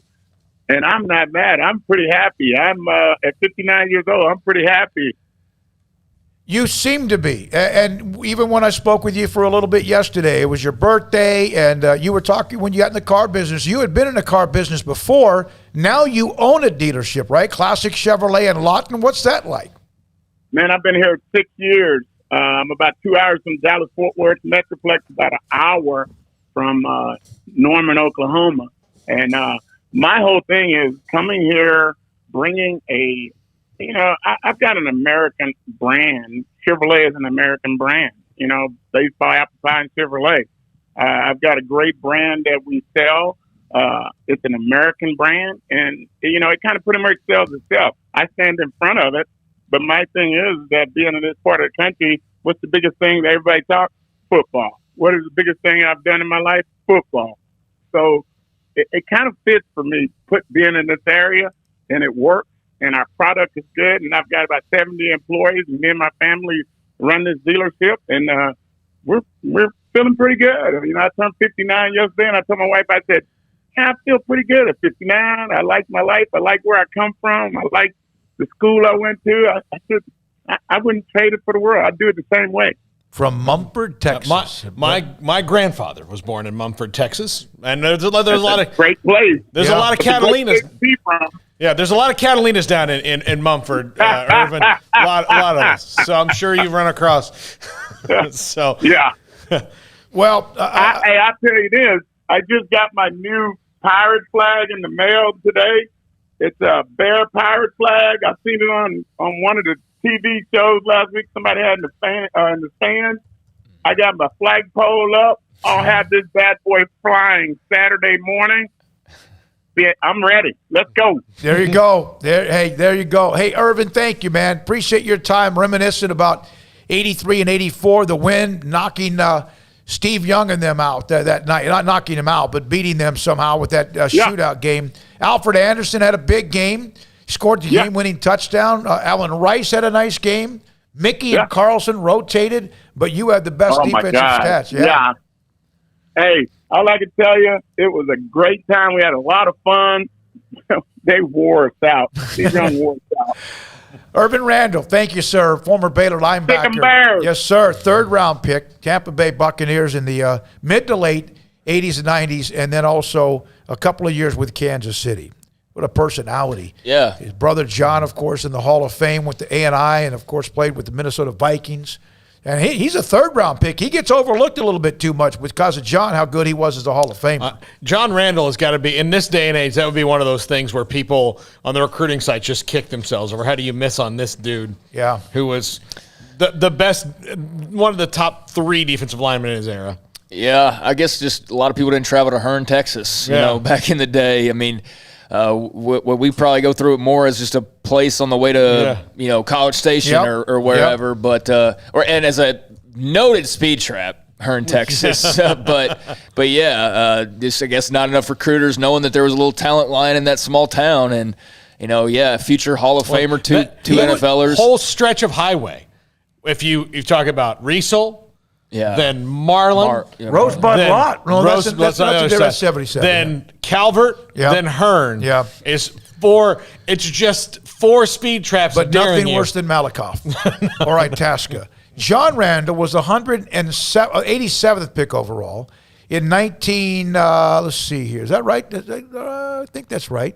He was not like he was. That would have been like what, early? That would have been second round, maybe third round when he played. And Irvin was like the 100th pick overall. That's pretty good coming from one family, from Mumford, Texas, and Hearn High School as well. All right, it's 4:46. John Randall went undrafted. Did he really? Okay, even more so. Yeah, undrafted out of A&I. He went undrafted and then tried out for the Buccaneers because Irvin was on the Buccaneers. So he had to try out for Tampa Bay. And I guess his size was an issue, and he wasn't signed to a contract. And then the Vikings picked him up, and the rest is history. Yeah, he was phenomenal. I saw an NFL Films thing about him once, and I know you guys will admire this. He used to shout out tombstone quotes. Really? Like trash talk. Like he would yell at, like I saw one, and he was just yelling at Brett Favre. He's like, Favre, I'm the Huckleberry. I'm your Huckleberry, Favre. Yeah, that was actually on TV last night. Again, it's been on TV quite a bit. It does, and I love it, and that still needs to be a top 5. You've kind of included them in some top 5. That's still far and away one of the grossest travesties of the Academy Awards was Val Kilmer not getting an award for playing Doc Holliday. Like that was egregious. And I don't even remember who ended up winning that year. I'm sure it was a fine movie and a fine actor, but that's like a generational performance in my opinion, which is why it's been my avatar on Twitter for like 10 years now at this point, and will never change. It will never change because I love that character so much. I was on my way, I think, to Dallas one day, and I stopped at that area. They got this kind of like country store off on the side of Italy, and I found that picture of tombstone of Doc Holliday, and it's just my favorite movie of all time, and I can quote so many of those moments in that movie. We're going to get back to some of your calls and text messages. Also, again, the chat room here momentarily. I don't know how many will remember this, but I actually remember John Randall most from him being on the Monsters of the Gridiron cards that they used to give away in the Coca-Cola packs. I don't know if many people remember those, but it had a player from each NFL team. It was like mid-90s, and they all dressed up in Halloween costumes and like various monsters and whatnot, and John Randall was the Vikings rep, and I'm trying to remember what his monster was, but I thought they were the coolest cards when I was younger, and I collected them all, and I will always, his name will always pop in my head, and I will think of those cards immediately because of just, I remember holding it. I remember John Randall, the Vikings rep, and all that. By the way, I just looked it up, and so it would have been the 1994 Academy Awards because Tombstone came out in 93. Best Supporting Actor, which what he would have been. Yeah. In 1994, the nominees were Leo DiCaprio, for What's Eating Gilbert Grape, Ray Fiennes for Schindler's List. Wait a minute, slow down. What did DiCaprio do? He was nominated. What movie? What's Eating Gilbert Grape. It's a movie made in Texas. It's fantastic. Very good movie, yeah. Ray Fiennes for Schindler's List. He was the bad guy in Schindler's List. John Malkovich for In the Line of Fire, the bad guy in The Line of Fire, which he was great in. Pete Postlewaite for In the Name of the Father, which should have... I'm sorry, Pete, but get out of there. And then the winner was Tommy Lee Jones in The Fugitive. So that would have been tough. Yeah. Those are some Fugitive, big boy though, names right like, there, yeah. I mean, that was a fine movie, but like that was Tommy Lee Jones plays the same character in every damn movie. Like, I mean, he's the old grouchy, like, yeah, come on, man. Doc Holliday should have won that award. All right, one thing about John Randall, again, undrafted, 7-time Pro Bowl, 6-time All-Pro, NFL sacks leader one year, and on, decade, 100th anniversary team, Vikings Ring of Honor, Texas Sports Hall of Fame, Pro and College Football Hall of Fame. Now, I had this debate with somebody on text last night. The Texas Sports Hall of Fame is not the same as the Texas High School Football Hall of Fame. It's different. We mentioned both of them this week. However, there is no doubt in my mind. There are some that are probably in the Texas High School Hall of Fame because of what they did in college in the NFL, and that has been one of my missions to keep that from happening. It's not the Texas High School Football Hall of Fame, how good you were after you graduated from high school. It's who you were in high school. And sometimes that line gets a little bit fuzzy. All right, I got to say this. Dennis Alexander at Dangerfield High School has over 300 wins, and he is still not in the Texas High School Football Hall of Fame as a head coach. 2 state championships, the greatest single team ever in the history of the state for over 100 years, and that is a crime. This is Sikkim 365 Radio. Petty Clinic, LowT.com. Dr. Kent Petty can help you become the highest performance man that you want to be, need to be, maybe even as you've gotten older, used to be. What do I mean by that? Testosterone in your body as you grow older can change. Not just when you get above 50. It can start happening much earlier than that. 1 out of every 3 men have symptomatic issues of low testosterone. Sleep habits have just gone bad. Energy, not the same. And your sex drive changes as well, and maybe really not good at all. Dr. Kent Petty can help you. Here's what you do. Go to pettycliniclowt.com. Go online, top left-hand corner. There's an email and a phone number. Call them. Tell them I sent you. That's fine. Remember, 1 out of every 3 men have symptoms of low testosterone. Tell them I sent you. They'll get you some lab work. They'll get an appointment to get your blood work. He'll look at the results, and if your testosterone levels are too low, he can put you in a program to increase them. And the bottom line, so you can become the high-performance man that you want, need, and used to be. PettyClinicLowT.com.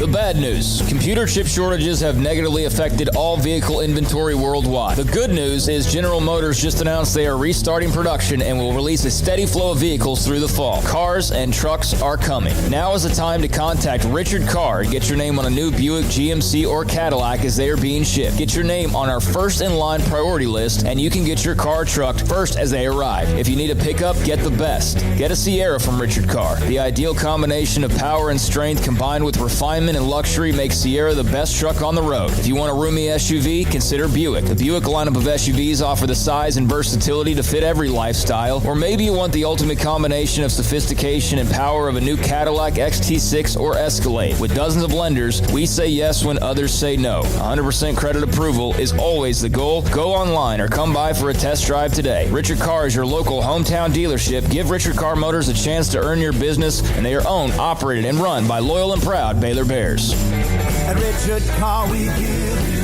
more.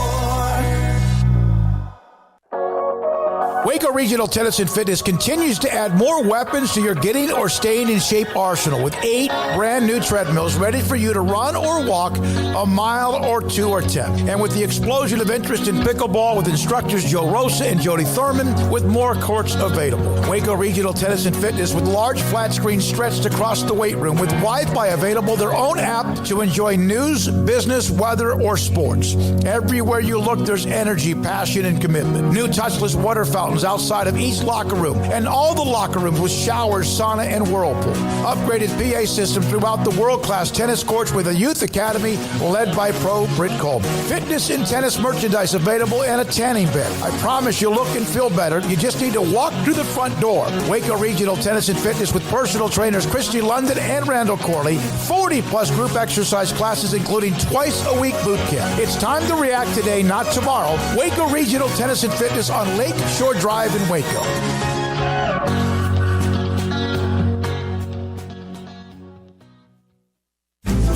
Shorty's Pizza Shack at 12th and Bagby is a homegrown, family-owned and operated must-visit pizza place in Waco. Fantastic pizza by the slice or get the whole pie to share. Great happy hour specials every single day, and it's not just pizza. Great wings. You have to try the Sikkim sauce, chili cheese fries, pizza pillows, and more. Dine in for a great hangout or carry-out. Order online at shortyspizzashack.com or do yourself a favor and bring your crew to the restaurant at 12th and Bagby. Shorty's Pizza Shack. Tell them Paul sent you by.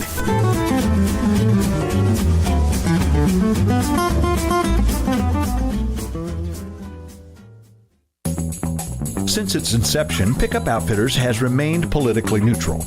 We love trucks of every persuasion, not just red and blue ones. But people keep asking us where we stand, and for this one time, we're going to break our neutrality. We oppose any government intervention or legislation to end truck nudity. We believe in the American right to drive nude vehicles. We think it's disgusting, we fight it every place we can, and we want to end it, but we want to end it the right way, peaceably. Therefore, we call on Congress and President Biden to respect the rights of truck owners. Our founding fathers didn't own a truck, but if they did, I bet they would have put a bed cover and running boards on their truck. The right to keep and bear your truck the way you want is fundamental to the fabric of this nation, and we believe in that right. So we urge you to come and take it at Pickup Outfitters, 220 Lake Erie Drive in Waco. On the web at createacommotion.com. Don Humidor, your home with a 48-foot walk-in humidor with the elite cigar brands from around the world, including the #1 cigar of the year, Aging Room Cuatro Nicaragua. Plus, they have the great brands like Macanudo and Artur Fuente, Rocky Patel, Aston, and so much more. CBD, great for sore muscles, aches and pains, sleep, Vita Dreams, and anxiety, mild depression, general health and wellness. Their staff very knowledgeable on the subject. If anyone is curious about CBD, ask Carol and Ashley. Don Humidor in the Townwood Shopping Center off Valley Mills in Waco. Welcome back to Sikkim 365 Radio. Have you subscribed to our YouTube channel? Search 365 Sports on YouTube. Read a couple of text messages. Chat room is out of control, crazy good. From Ohio. Hey guys, this is Mike from the 440. Mike from Ohio, listen to this. Listening again after my ankle surgery. He eventually said that he tore a tendon in his ankle, so Mike, good luck with your recovery. After 10 plus years of completely hating college football, although I only root for the group of 5 schools, between the possible playoff expansion and your podcast, I'm back watching it a little bit. So thank you and go Boise State. Oh, Mike, you got to feel a lot better because you've had surgery, but also the Broncos beat Brigham Young. Yeah, they did, and that was an interesting game. Boise State got down early. Rain came in. That played a little bit of a factor in the game, I think, in terms of throwing the football. But just fumbles for BYU last weekend. I mean, fumbled on a return, lost that. Fumbled twice on offense and lost both of those, gave Boise State really short fields. And fumbling inside their own 10, and the turnovers were problematic to say the least for BYU. And that was the reason they lost that football game, because they cost themselves automatic points and basically handed over points to Boise State. Give credit to Boise State, obviously. But, yeah, BYU did not play a very clean game. I think Jaron Hall, though, had his first 300-yard passing game of his career.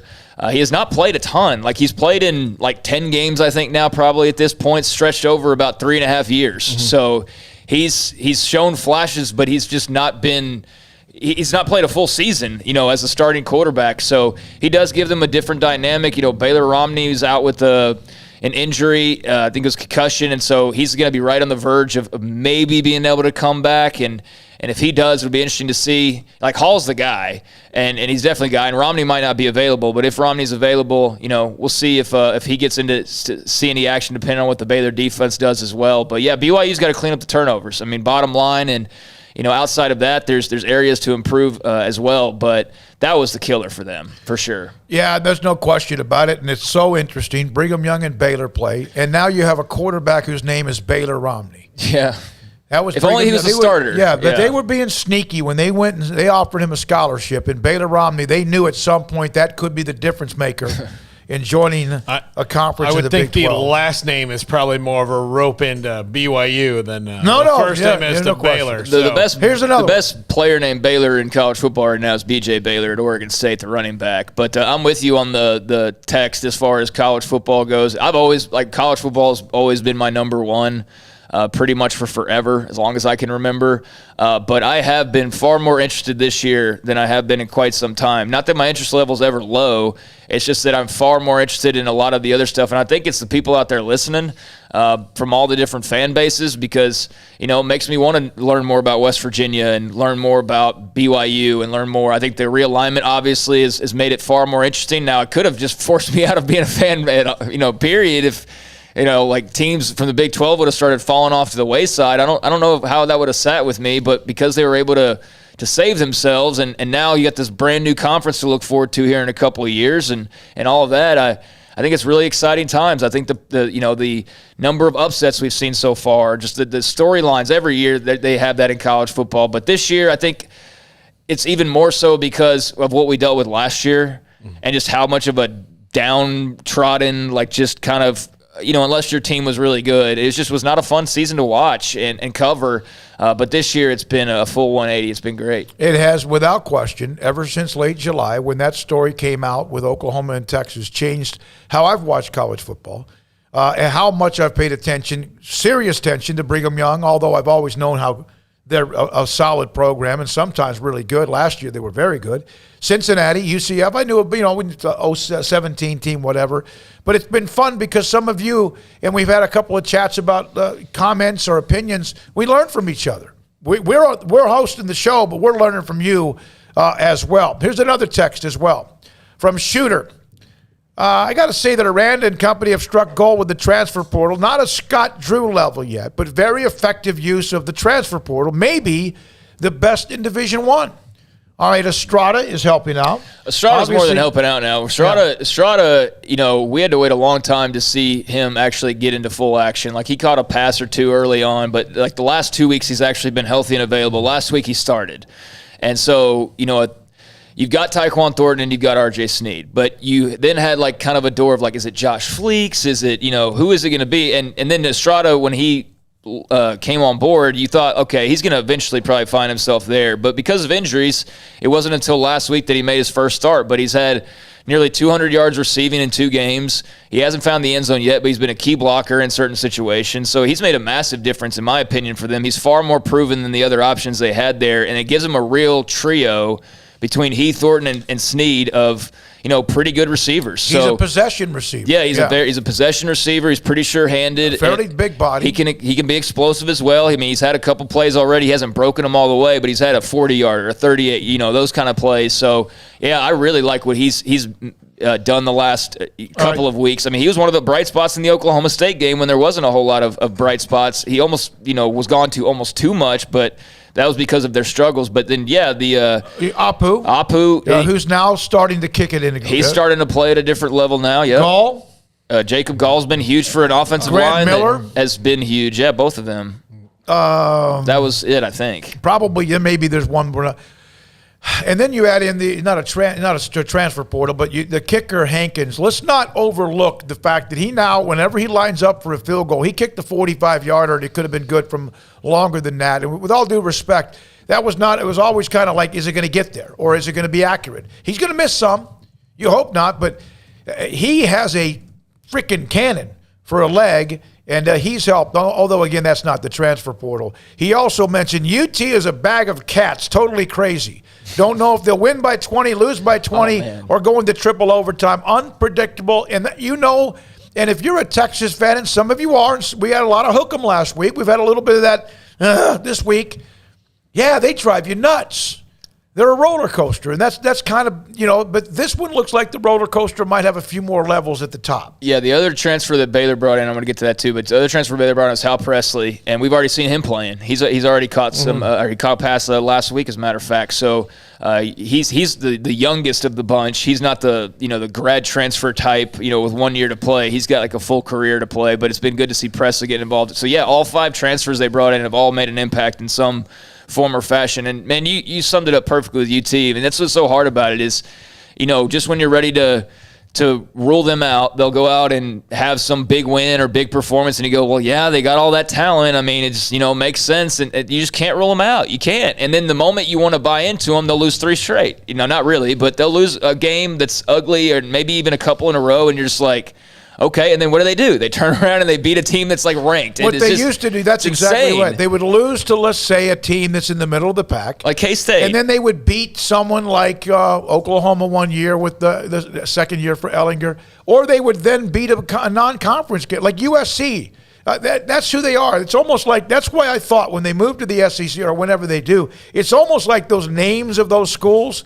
That might be it for them. Maybe they need to play names because they think they're 1-2, and they are. They'll lose to Mississippi State, though. That's what I'm saying. Or Missouri. They'll beat Bama and then turn around and lose to Mississippi State. Yeah, I mean, that's just kind of what it is. And then the moment you think, like, oh, they've lost 2 games in a row, they got to play number 3 Georgia. They'll go out and beat Georgia, and then turn around and lose the next week. It's insane. And that's why you can't ever rule them out, because they're always in the mix, and they're always a little bit better than you give them credit for, or a little worse than you give them credit for, and it's crazy. But that's why there's always so much attention surrounding them, among other reasons. So many of you, and John or Owen, Caden, among others, I don't want to leave anybody out, the West Virginia fans on the chat room. You guys, it's like your own little. It's fantastic, and we're all learning about it. And you're all frustrated right now. And there's a lot of going back and forth about Neil Brown and transfers and where are they? And they got to be careful to not finish like 3-9 this year. They really do. It might happen. Yeah, they've got 6 games remaining, and they would have to go 4-2 to be able to get to a bowl game. I think that's pretty unrealistic at this point. So. Yeah, long off season ahead potentially. If they were to go 4-2, though, man, what a story that would be, because they would be shaking the hell out of the Big 12 by doing that. But yeah, there's not a lot of room for optimism right now, and I understand that. Look, we were there last year and many other times before with Baylor, so we'll see. I do like Neil Brown. I've said that multiple times. And, at the same time, though, it's been a tough year. It has. It really has, and I like the guy, and good luck. I don't know what's going to happen. They got to get the offensive line fixed. They got to, shore up the quarterback spot and figure out what that's going to look like. I just don't think that what they got right now is going to put them over the top or change so dramatically that it, hits another level. So, yeah, they got to reevaluate and figure some things out. Can we play Country Roads on the is that we can play ASCAP like seconds of it? I think we play about 5 seconds of it, Armstrong. Yeah. What would be the point? Well, no, somebody asked in the chat room. It's like they open up their podcast. Owen opens his podcast with Country Roads every time he has a podcast. Cool. It seems like when I get badgered with this, I love Tennessee's fight song. I don't know why. I hear a lot of people don't like Rocky Top. I think it's a great fight song. I like Rocky Top. I mean, there are. I think it's going to, growing up in the A&M fight song, I'm glad it'll finally make sense again in a couple years because they've been singing about a team they don't play anymore. But I think there's some great ones. I think there's some silly ones. I think, and look, if you're a Virginia Tech fan, I don't understand what you're doing, but. And also doing the hokey pokey is kind of odd in the middle of the game. But it messes with the opponent's heads just enough. But Beer Smoker 4444, no bleep Rocky Top. Actually, Lane Kiffin's blaring that at practice today, apparently. Oh, really? Yeah, because they're getting ready for Tennessee, and so he's been blaring. Saw that earlier today. He's blaring Rocky Top over Ole Miss practice. John Kelly does a West Virginia podcast and uses Country Roads. So thank you very much for that as well. Hey, if you can use it, I'd use it too. Yeah, absolutely. I don't know what Rocky Top. I haven't listened to that song in like probably 15 years, but when I listen to it once, then I want to listen to it like 8 or 9 times in a row. It's just that's what happens. I mean, like I like Notre Dame's fight song a lot. Oh yeah, Wake Up the Echoes. 859. Oh yeah, no, that's it. That's one of the great ones. I told you Kentucky football was coming this year. Hey, 859. We're having a columnist who covers Kentucky in about 20 minutes. In fact, coming up next, John Machota. He covers the Cowboys for theathletic.com. Then we'll have, John Clay, a columnist for a newspaper in Lexington who covers Kentucky football. And we'll have that today coming up. This is Sikkim 365 Radio. Waco Custom Marketplace. In fact, let me get this on here. They got a new special out. They still have the pork tenderloin, smoked pork tenderloin for your tailgate. With Baylor playing home on Saturday, 2:30 against Brigham Young. Man, you can start your smoker late at night. You can get up early in the morning, bright and early, and have everything ready for when you pull into McLean Stadium, wherever you are. And Sikkim 365, of course, across MLK in the Brazos parking. And there's always something going on there where we have Sikkim 365 in our tailgate party. Well, Ashley, Brian, Colt, and all, Chris Fuentes, many who are there. Items of the week. Tri-tip. That's a great smoker, tailgate type food. $3.99 a pound. Pork spare ribs, $1.99 a pound. Fresh mahi-mahi. If you want to change something up, you get like a fancy spread.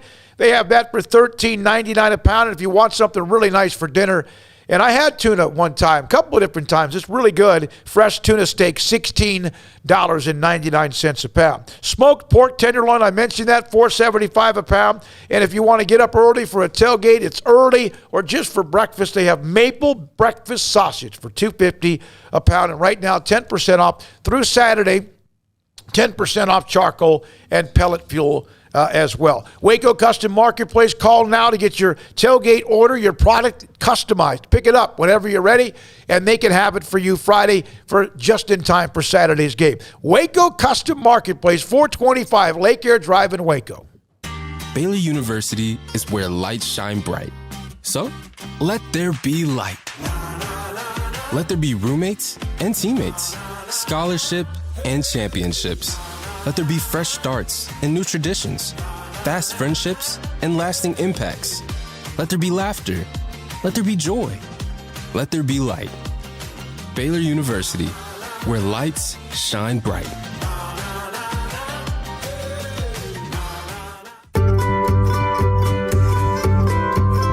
You want to know why Stonewood Dental is so successful? Listen to what happy customers have to say. Pleasant. It's different than any other dentist office. I really feel like they care. And it's not that you're here for 2 hours waiting on someone to take care of you. It's quick and easy, and I bring my kids, and my kids love being here too. They really love the treasure box. Staff is really nice and accommodating, real friendly. You feel more like home. It's not sterile looking. Everybody has their own personalized rooms with decorations and decor, and they'll even have a blanket for you when it's cold. I've recommended people to actually come here, and they are patients now. I really love it here. It feels like family. Learn more, stonewood-dental.com. In Texas, there's pea-size hail and baseball-size hail. Guess which one hit our house? We didn't even know where to begin, but we called our Texas Farm Bureau insurance agent, and he was so reassuring. He knew exactly what to do to get our house back into shape and our lives back to normal. Now, we're even more thankful for the roof over our heads. Stop by and see our agents at one of our 3 McLennan County locations. Coverage and discounts are subject to qualifications and policy terms and may vary by situation. Stepping into a new pair of boots is great, but stepping into the boots of a U.S. Army officer can also add confidence and leadership skills to your son or daughter's career path. There are more than 150 occupational specialties to help them find the best fit for their future. See all the things your son or daughter can achieve in our boots at GoArmy.com. U.S. Army Waco Recruiting Company, 254-598-8131 or 254-776-1543. Hey, This is Bryce Petty, former starting quarterback and two-time Big 12 champion, and I know firsthand the importance of being in top shape both on and off the field. So listen up, men. If you're feeling beat down day in and day out and looking for that high-performance edge that separates the men from the boys, then look no further than the Petty Clinic Low T in Waco. Petty Clinic is a comprehensive men's healthcare clinic with an atmosphere catering to men. Board-certified Dr. Kent Petty has a special interest in offering the highest quality medical care to men of all ages. Some of the services offered include screening and treatment for low testosterone or thyroid, infertility, high blood pressure, diabetes, high cholesterol, sleep apnea, while offering comprehensive wellness exams and complete men's health lab panels. High performance men, remember, it's not just a Petty thing. This is Bryce Petty, encouraging you to reach out and Google search Petty Clinic Low T or go to pettycliniclowt.com and get your complimentary lab screening today. One size fits all. That may be all right for an adjustable belt or cheap sunglasses, but when it comes to your financial needs, no one wants a one-size-fits-all strategy. Cam Heathcott, your Edward Jones financial advisor, knows that his most important goals are yours. That's why he takes the time to understand your needs, knowing you. That's how Edward Jones makes sense of investing. Cam Heathcott, covering Conroe and Houston, 936-756-7717 or cam.heathcott@edwardjones.com. Edward Jones, member SIPC. Welcome back to Sikkim 365 Radio. It's time for our weekly segment with John Machota of The Athletic. Just a sneak for Prescott, and he's in. Touchdown. Brought to you by Pioneer Steel and Pipe, where customer service is their main focus, and best in metal, steel, and pipe for large or small projects, with 2 locations in Waco and Bryan. Family owned and operated since 1943. Now here's David Smoak, Paul Catalina, and Craig Smoak. Cowboys, of course, having their very impressive start. They're on a run. The only loss was in Tampa, and that one there was obviously close. The game against the Chargers could have gone either way, but they did win that game, and now they have coming off a win against a crippled Giants team. You know, John Machota.athletic.com, you know, Giants, obviously, that was a bad day all the way around for them when it came to Saquon and then Jones, etc., Galladay. But, you know, it made me think the Cowboys are still playing without DeMarcus Lawrence, La'el Collins, and Michael Gallup. And they seem to not be missing a beat. And it seems like in the past, any of those guys out would have shut them down. A huge difference in this team and in their psyche. If they keep rolling the way they are right now, and let's say, you know, I mean, I think that they're going to the playoffs regardless of how things continue to go, just because I think the NFC is terrible. But let's say they make a playoff run and this is the best Cowboys team of the last decade. I think we look back to that couple weeks ago, 3 weeks ago, whatever it was. I remember talking to you guys on this show when all that DeMarcus Lawrence news was coming down that he broke his foot. And then there was also, you know, multiple guys on COVID list. And then there was the, you know, La'el Collins suspension. And it was like, look at what could go wrong next. That could almost be something that galvanized this team, because in previous seasons, they might have crumbled. But this team, others have stepped up and they've actually elevated their game. And I think that that's brought in kind of a new confidence, really across the board, and given these guys kind of a feeling of, you know what, even if we do lose the guy or if something bad happens, let's say we have a bad drive or a turnover, or we're forced to start a drive from our own 2-yard line. Like, no, let's just keep going. Like, we can overcome this. We've already overcome this other stuff. And I think that has helped them, not having these guys. And then it's also given them confidence that, like, wow, we're doing this right now, and none of these guys are out for the year. We're about to get all these guys back. Like, we're not even coming close to playing our best ball yet. John, how much has Tony Pollard given Zeke new life? You know, I don't know. I mean, you can certainly make that argument. I don't think it's that. I think it with Zeke, I think it's, you know, we live in an era that, not that in any other era he wouldn't have heard this, but I think with social media, I think it's magnified. And I think he knew last year that he wasn't the Zeke that he had been in previous seasons. And I think a lot of that, hearing the outside noise, whether he wants to say embrace it or not, I think a bigger driving force off season. I think that he, you know, put in some of his best work. I mean, just what he did coming into OTAs and minicamp. And I remember, you know, reporting on some of this, and there was a lot of eye rolls of like, oh yeah, best shape of his life. Yeah, we've heard this one before. Who cares? It's only, you know, April or May or whatever, June. Like, Let's see it when the season starts. So I think he put in a lot of that work then because, frankly, he just wasn't happy with what he put on the field last year. And I think that's more of the reason. And then the other part of it is just that the offensive line, particularly the run blocking, has just been off the charts. So, John, I saw your tweet about Bill Belichick. That was all one quote? That was a lengthy answer on the Cowboys, man, unless he just maybe he normally talks like that, but my God, I thought that was like 4 or 5 questions worth of quotes, but he had a lot to say about the Cowboys, didn't he? Yeah, so we get some of those things sent to us. It depends. Like some teams are better than others about sending out their transcripts from anything that's like in an actual press conference setting. And so the stuff that Bill had to say a couple of days ago was pretty bland because he had admitted that he hadn't really dove in that much on the Cowboys. So I kind of felt like he was going to go into today with like something, decent to say or whatever. But yeah, that was his opening statement. It was funny because I was going to just tweet a couple sentences from it. And then at one point, I'm just like, I'm just going to do a screen grab and put this whole thing out there and people can take what they want out of it. Yeah, it's been forever. They don't play each other much. And it has been forever. Last time I think it was a pouring down rain up in New England and Brady and Prescott both were soaking wet, and it was a low-scoring game. They just don't play each other. You see certain teams, other parts of the AFC, whatever, they play a lot. This is a rare game, right? Yeah, for sure. And then it's also the fact, like, you go back to that game and how it was kind of sloppy there. It kind of makes you think, like, I can see the game being a little bit like that this year. Now, of course, no Tom Brady. The weather isn't supposed to be that bad. But it still is Bill Belichick. It still is the Patriots at the end of the day. Like, you just have this feeling that he's going to have some type of game plan to try and make this game ugly. Like he knows and heck, you just read that long quote that he had in that opening statement. He knows how dangerous this Cowboys offense is. And so I think he's going to try and find any way possible to try and make it ugly. And I think that's what he's going to have success at that. Like, I still think the Cowboys win, but I just don't.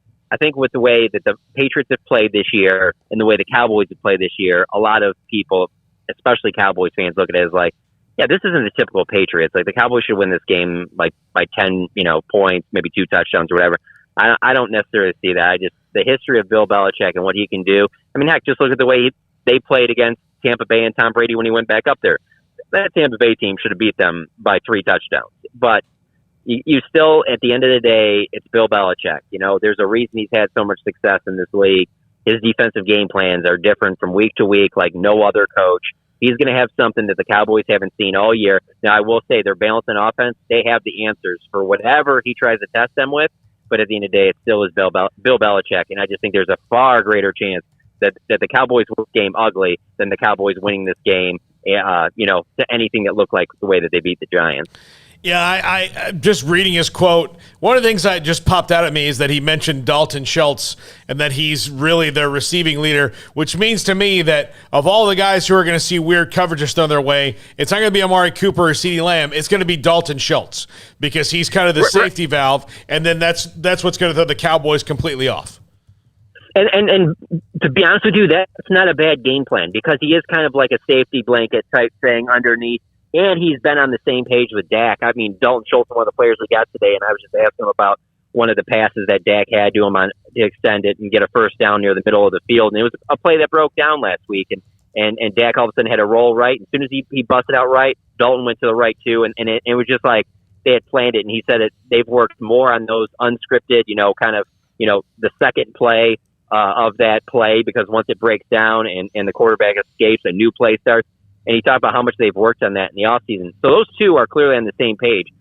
The problem I have with that, if you think that that's your game plan, is that Amari Cooper and CeeDee Lamb are like two of the most quarterback-friendly receivers, like with just the way they run routes, the way that they get open and create separation. If you can go ahead and take away Dalton Schultz, you can go away and take away Blake Jarwin.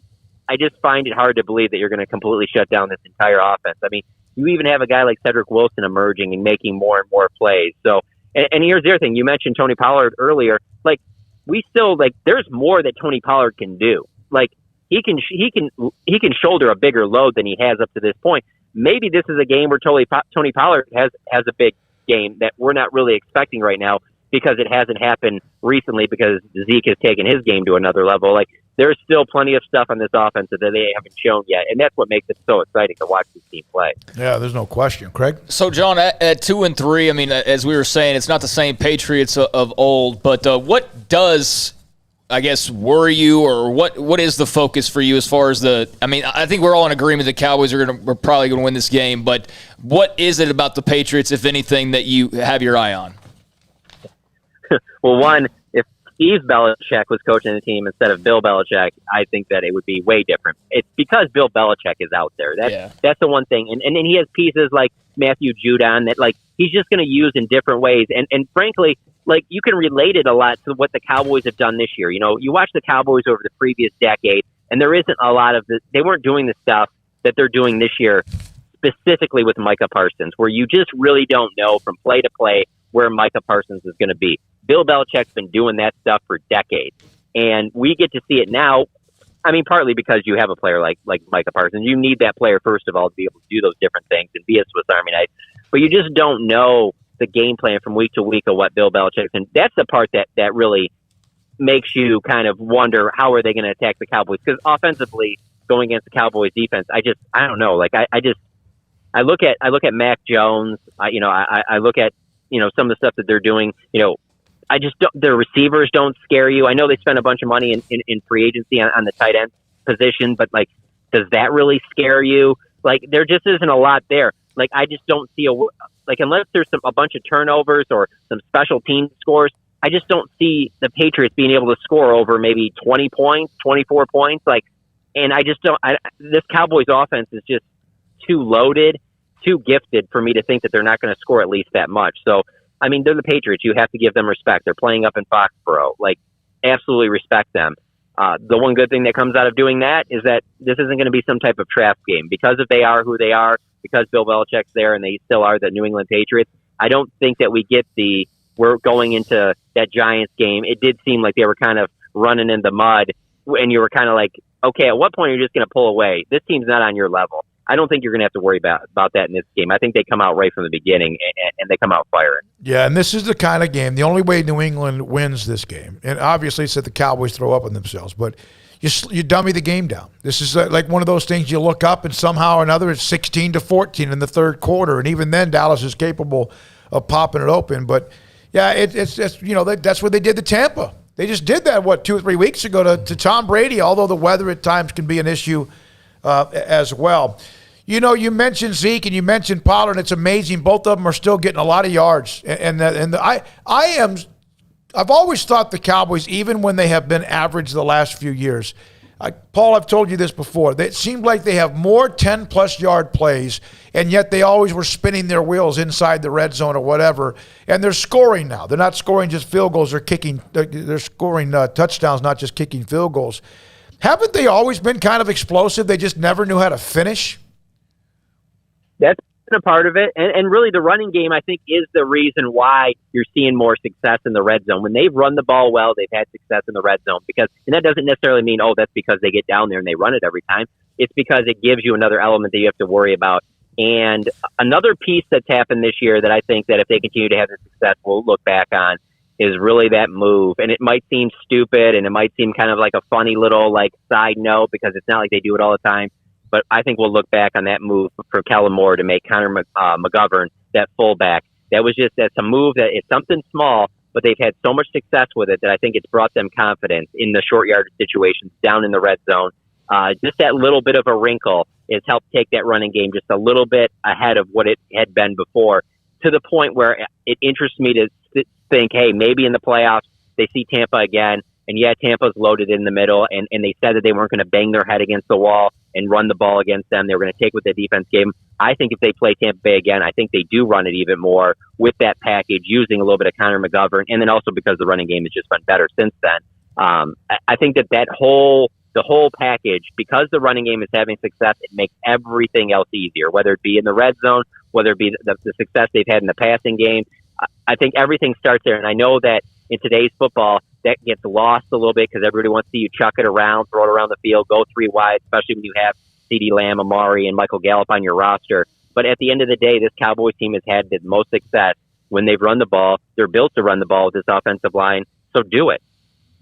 Thank you, John. Appreciate it. John Machota with us on Wednesdays in the 5 o'clock hour to theathletic.com, covering the Cowboys, who are playing really, really well, and they look like they got a little magic to them. And I know it's early. It's not even 1/3 of the way through the season. There's an extra game this year. Can change at any time, but they do seem to have something oomph to them that we have not seen in quite some time. I was going to ask Paul, what is your nervousness level that this will completely fall apart by the end of the year? I'm at best at 50-50 with the Cowboys. Yeah. Like right now I'm probably at 50-50 because this is the smoothest they have. Like as You're far not as more than that? What do you mean? 50-50? No, absolutely not. He's been hurt too many times. I've been hurt too many times. And Smoky, am I an optimist? No, you're not. A pessimist. You are glasses not only half empty, it's sometimes empty. It's shattered. Yeah. There's no glass. Yeah, there's like a leak. Yeah, there's no All right. glass. It's broken. Well, I think you can calm down on that. I think I really do. And you know me, I probably am more the other way. And especially with them, for some reason with the Cowboys, I'm almost like with them the way I am sometimes with Texas. I like give them that little extra and there's no reason to do that. Neither one of them for a quarter. Well, Texas has the 0-5. Here's when I will be optimistic. In the Super Bowl, when there's 2 seconds left on the clock. So they are. And the Cowboys, that's like when I'll be optimistic. If they're back in the Super Bowl, winning by enough with about 2 seconds left on the clock that the other team can't make something weird happen. Okay. All right. Well, I get that. 13 It's kind of like with 2 minutes left, and that's enough time to score 2 touchdowns. The way I feel watching my favorite college team, there's never enough of a lead, and for sure, they damn sure never have enough of a lead. When we come back, we'll check in with Kentucky football with John McClay. How about them? How about their win? They hammered LSU. And Georgia is next. Sikkim 365 Radio. Alan Samuels, Dodge Chrysler Jeep Ram Fiat. Right now, Stellantis has 0% financing for 72 months on the 2021 new body style Ram 1500s, all trim levels except for the ones that are, of course, are part of the Motor Trend truck back-to-back truck of the year. So that's something going on right now. Also, the Ram Power Days bringing you first truck brand to take the top spot overall in the new vehicle initial quality by J.D. Power. I've told you about that for a month. The 2021 Ram 1500 Quad Cab Lone Star. You can get total values up to $6,000 or 2.9% for 72 months plus a $2,000 bonus cash. All first responders get an extra $500. Come see why Ram wins great awards year after year. Motor Trend's back-to-back truck of the year. And the Jeep Adventures Days, the elegant third-row seating, the Jeep Grand Cherokee L is also in stock. The prestigious Jeep Heritage, obviously in the Grand Cherokee L. First responders offering an extra $500 cash for you. 2021 Jeep Grand Cherokee Laredo or limited. Total value is $3,500 or 0% for 72 months going on right now. Go by and see their great staff. That's not all they have. They have so much more. It's Alan Samuels, Dodge Chrysler Jeep Ram Fiat, Loop 340 east of 84 in Waco. Masters of barbecue, kings of crazy good food, and the perfect sanctuary for sports, beer, and barbecue is Coach's XXX Smoke on Austin Avenue in downtown Waco and also on Highway 84 in McGregor. A menu filled with choices like a great offensive playbook, including 3 meat combos with sides, burgers, and sandwiches, wings, loaded giant spuds, and salads, crazy wings, chicken poppers, big boy fries, and smoking quesadillas, just some of their amazing appetizers. There's Coach Big Ol' Draft Beer, or order Zach's Spicy Bloody Mary or Coach's margaritas and mimosas while watching your favorite team play. Great pecan smoked barbecue, fun atmosphere with attention to detail, including a catering menu, and we'll quote your price to fit your budget. Coach's XXX Smoke on Austin Avenue in downtown Waco and walking distance to the great places to shop and enjoy, and also the original location on Highway 84 in McGregor. Great food, great price, great fun. Eat where the locals eat.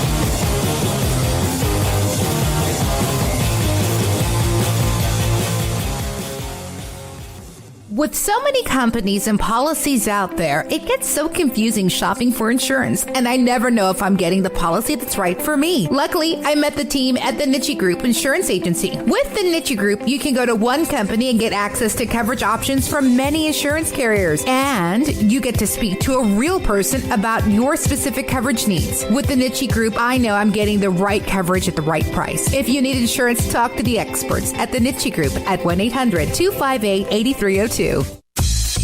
Baylor Scott and White, Southwest Sports Medicine and Orthopedics, the team physicians for Baylor Athletics, diagnosing and treating all sports-related injuries, including concussions. These specialists also provide orthopedic services for athletes and non-athletes alike, whether it's knee or shoulder pain, hand or wrist injury, orthopedic spine care, and even an arthritis and total joint clinic. Trust the doctors Baylor Athletics trusts. Baylor Scott and White, Southwest Sports Medicine and Orthopedics, wants to get you back in the game. It's time for some high school football. Berg Colgan Ford proudly celebrates the Panthers, Cadets, Lions, and all the Central Texas football teams as they march their way through the season and down the field. Hi, I'm Mark Stewart with Berg Colgan Ford. We'd love to show you our Broncos, Raptors, and Mustangs. These vehicles are winners with their sporty options and designs. Nominate who you think deserves the Built Ford Tough Player of the Week at FordPlayerOfTheWeek.com. Visit us anytime at BKFord.com, making buying your next Ford simple at BK Ford. Born in Waco, Brotherwell Brewing exists to serve the Central Texas community with locally crafted beer of the highest quality. They want to bring Central Texas closer to the brewing experience so everyone can enjoy well-made beer as much as they do. For 2.5 years, they've been bringing high-quality beer to Central Texas at their location on Bridge Street in East Waco. Brotherwell Brewing believes in community and bringing people together to enjoy products made in their community. So for your game day, whether it's a tailgate or at home, stop by Brotherwell Brewing for high-quality craft beer made right here in Central Texas, 400 East Bridge Street, and check them out online at brotherwell.com. Boozers is the wedding ring store and more. If you're ready to get engaged or already married and want to upgrade your wife's ring for a special anniversary, Boozers is the place to go. With the largest selection of premier quality diamond engagement rings and wedding rings in Central Texas. They have 7 cases with over 300 styles of rings from top designers like Natalie Kay. Choose from yellow, white, or rose gold, plus beautiful top quality loose diamonds. With an in-house jewelry, they can also custom make anything you want. Bring in a picture or drawing and let Boozers create your one-of-a-kind pendant or ring. They can even use some of your old gold and diamond jewelry to create something new. At Boozers, you'll find a great selection of quality timepieces, and Boozers is the place for expert watch maintenance and repairs, too. They specialize in expert Rolex watch repair for fine jewelry, watches, custom work, and more. Go to Boozers on Valley Mills and Lake Air Drive in Waco. Boozers, the wedding ring store. At Ideal MRI, we feel blessed to be part of the Waco community. We're a small family business here in Central Texas. At times like this, the cost of healthcare has never been more important. And unfortunately, significant illnesses and injuries still occur. And that's why Ideal MRI is open and here to serve you through this difficult time. So if you need an MRI, ask your doctor about Ideal MRI. You can schedule online in minutes at idealmri.com or call 833-IDEAL-MRI.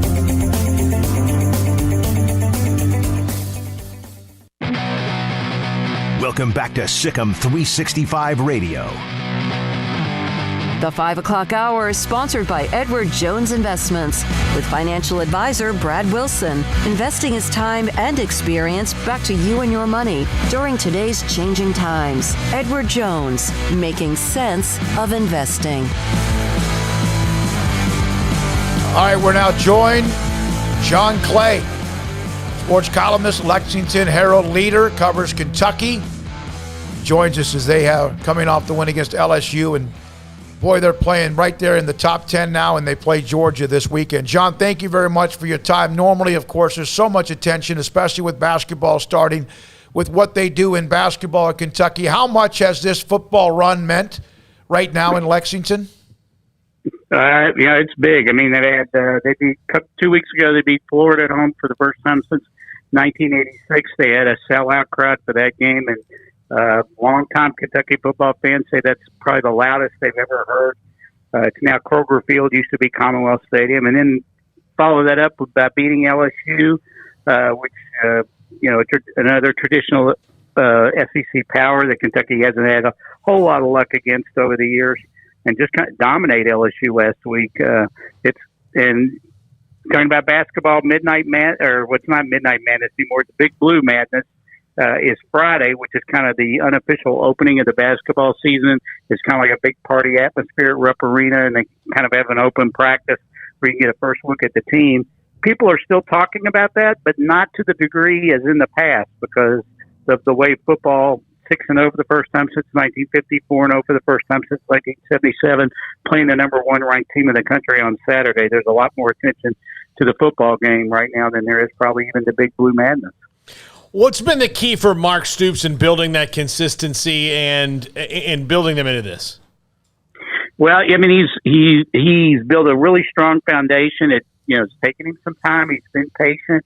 He's done it the way he wanted to do it. And he started out by building, a strong physical team that can match up in the SEC, that had a strong running game the last few years. Just a level of physicality this program hasn't had in a long time. This year they made a change on offense, bringing in a new offensive coordinator with an NFL background in Liam Cohen, because they wanted to be more balanced, because they feel like to go to the next level, they need to have a better passing game. But still, they've relied a lot on the rushing game. But the other thing in developing the program, I think, is that Mark has done a really good job of evaluating talent and then developing that talent. You look at a guy like Josh Allen in 2018 as outside linebacker, edge rusher. He was like a 2-3 star prospect coming out of New Jersey. Didn't get a whole lot of offers. Came to Kentucky. He ends up the number 7 overall pick in the draft. This past year, Jamin Davis, a linebacker who was really not on anybody's radar all that much as a recruit, really came on his final season at Kentucky. He ends up in the first round, the number 19 overall pick by Washington. They had 6 players drafted last year in the NFL draft. It's been a long time since that's happened at Kentucky. He's done a really good job of evaluating talent, identifying players that will fit his program, and then developing those players. Is this a game, John, where it's all going to come down to sort of the intangibles, in your opinion, the turnovers, the penalties, the things of that nature? I mean, I know that comes into play in every game, but, talent-wise, matchup-wise, a lot favors Georgia, obviously, and for a team that loves to run the football, Georgia doesn't give that up. So is this one of those where, you kind of have to hope some things slide your way? Yeah, I mean, they got to play. They've had trouble with turnovers. They've done better the last couple of games, but the first year they were having problems turning the ball over. They can't do that against Georgia. They got to play a clean football game, and they've got to turn Georgia over, and they've got to hit on some big plays. You're exactly right. Even with Kentucky's strong running game, it's hard to imagine that they can grind it out against Georgia. They're going to have to hit some big plays in the passing game. They got a quarterback, Will Levis, transfer from Penn State. He's got a big arm. He throws a nice deep ball, but he's been a little inaccurate on his shorter and intermediate throws, and he's going to have some tighter windows against Georgia trying to fit that ball in there. The other thing I think they have to do is, and I talked to Gary Danielson today, and was asking him about what he thought, what did Kentucky need to do? One of the things he said, and I think he's exactly right, they need to hang around. They need to keep it close. If they can keep it close, then kind of the pressure gets on Georgia. Georgia's thinking, hey, we're number 1 in the country. How come we're not winning this game? We're playing for a possible undefeated season and a spot in the college football playoff. He said, they did the Alabama-Texas A&M game, and he thought that's kind of what happened to Alabama. Texas A&M hung in there, and all the pressure was on Alabama. So they got to play a clean game. They got to try to keep it close, and they got to find a way to hit on some big plays. One of the things, I was looking this up while you were answering Craig's question. I was going to ask you this. So Kentucky's been here before, right? Pretty close to it back in 2018. They beat Missouri, moved to number 11, and the next thing they know, they have Georgia at home. So this is not like completely brand new ground, although it is somewhat, I guess, new to them. Yeah, when they played Georgia in 2018, they played them here in Lexington. It was basically the game for the SEC East title. I think both teams were 5-1 in the SEC at that time. So whoever won that game would go to Atlanta, and Georgia handled them pretty easily, 34-17. You could kind of see the gap in talent there. I think Kentucky's closed that gap somewhat, although Georgia's ridiculous on defense this year. But this time it's a little earlier in the year. Both teams have only played 4 conference games, but there's no doubt that whoever wins is going to be in the driver's seat in the East. But, yeah, they've gone through that in 2018. They played Penn State in the Citrus Bowl that year. Like I mentioned, they just had 2 big games against Florida and LSU. So I don't think this is going to overwhelm them on Saturday. I don't think they're going to get caught up in the atmosphere, too much. I know it's a college game day and a CBS game. But I think when it comes down to it, if they lose on Saturday, I think it's going to be obviously because Georgia's the better team. I don't think it's because the moment or the game was too big for Kentucky. Are Kentucky fans nervous about Mark Stoops leaving at all at the end of the year and because he's got some heat now? It's starting to. There's more conversation about that in the last couple of weeks because of I saw Bruce Feldman put out that he thinks Mark will be a guy who's in demand at the end of the year, depending on what happens. So there is some talk about that. I mean, Mark's put in a lot of work here to build this program. Whether he would want to, give that up and go someplace else, who knows? I do think, like every coach, I'm sure he would like to win a national championship one day. Whether you can do that, Kentucky, I don't know. And I think a lot depends too on what kind of jobs are out there. I don't think Mark is itching to leave. But if it was the right situation, I think some situations probably would be hard for him to turn down. Yeah, it's interesting because in basketball that wouldn't happen, right? Right. And that's why it's Kentucky basketball. The other way around. Yeah, right. And it's in some programs, no matter what, it's unfortunate. You'd love to see Stoops be there a long time and eventually maybe take him to another level. Hey, we know here in Waco, John. Yeah, the coach is always being rumored to go somewhere as soon as they find success. We know. The way it is. Yeah. Well, I was just going to say, another thing about Mark, though, in this particular situation, he's from Youngstown, Ohio, and they've done a great job of recruiting players out of Ohio. And that's been a big recruiting base for him. So, if he went someplace else, I'm not sure it'd be the same thing because, Kentucky, obviously, with Ohio, if you're an Ohio kid, and I'm not saying they're getting players away from Ohio State, but there's a lot of good players in Ohio. And some of those guys want to play in the SEC. If he went someplace, it might not have the same kind of recruiting base. I'm not saying he wouldn't have success there because I think he's a heck of a coach. But he's kind of in a sweet spot here from a recruiting base because of all his ties in Ohio. And Vince Marrow, his recruiting coordinator, is also from the Youngstown area, and they've really been able to get some pretty good players out of Ohio. Okay, so what? Georgia, Kentucky, and then Georgia plays Florida in the largest cocktail party in the history of the world, right? Yeah. Right. You kind of hope maybe they've been kind of feeling pretty good about themselves. Although I think Georgia's good enough that it appears as if they're good enough to run the table the way they're playing defense, but also a little bit of punch with their quarterback situation. Still not 100%, but who knows? Maybe. I think it's great. I love this. I love the fact that Cincinnati's in the top 5. I love Kentucky being a part of near the top 10. Good luck, and I know you're enjoying it, John. Thanks for your time. So thanks, guys, for having me on. I appreciate it. Absolutely. And hopefully maybe down the road as well, John Clay is on with us. He covers Kentucky, the Lexington Herald leader. That's another thing I love about what's happened since the Texas OU story and how we've changed a little bit of what we are and what we cover in a lot of ways as far as or how we've changed a little bit. We would every year for the last several years, I'd say, hey, Paul, want a couple of recorded interviews.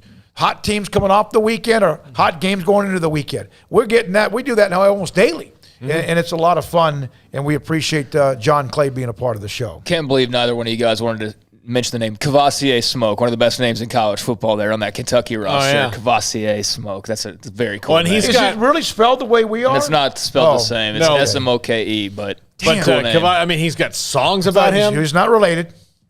I mean, now, it's cool though for Kentucky. I mean, Stoops has done a really good job there. I mean, that's not a job that you've probably ever heard any coach like, yeah, I really want that Kentucky. It's just not. It's not one of those that's in that top 20 sort of mix all the time. Same thing here in Waco, but he's slowly and surely built it up. I mean, they had the big success 3 years ago that you mentioned, and now to be in this position, I think it's awesome. And I wouldn't be surprised at all if AD's out there looking at Lexington and going, that Mark Stoops guy. But no, he's just done a great job. Famously, A&M got Bear Bryant from Kentucky. Because he had the best season in Kentucky football history right after Adolph Rupp had the best season in basketball history, and Rupp got a new Cadillac. And he got a watch and a lighter, and he was like, "Well, no, I think I see where I stand on the totem pole." So he went to A&M, where he did great there, and then went to a school that had girls, which made it easier to recruit.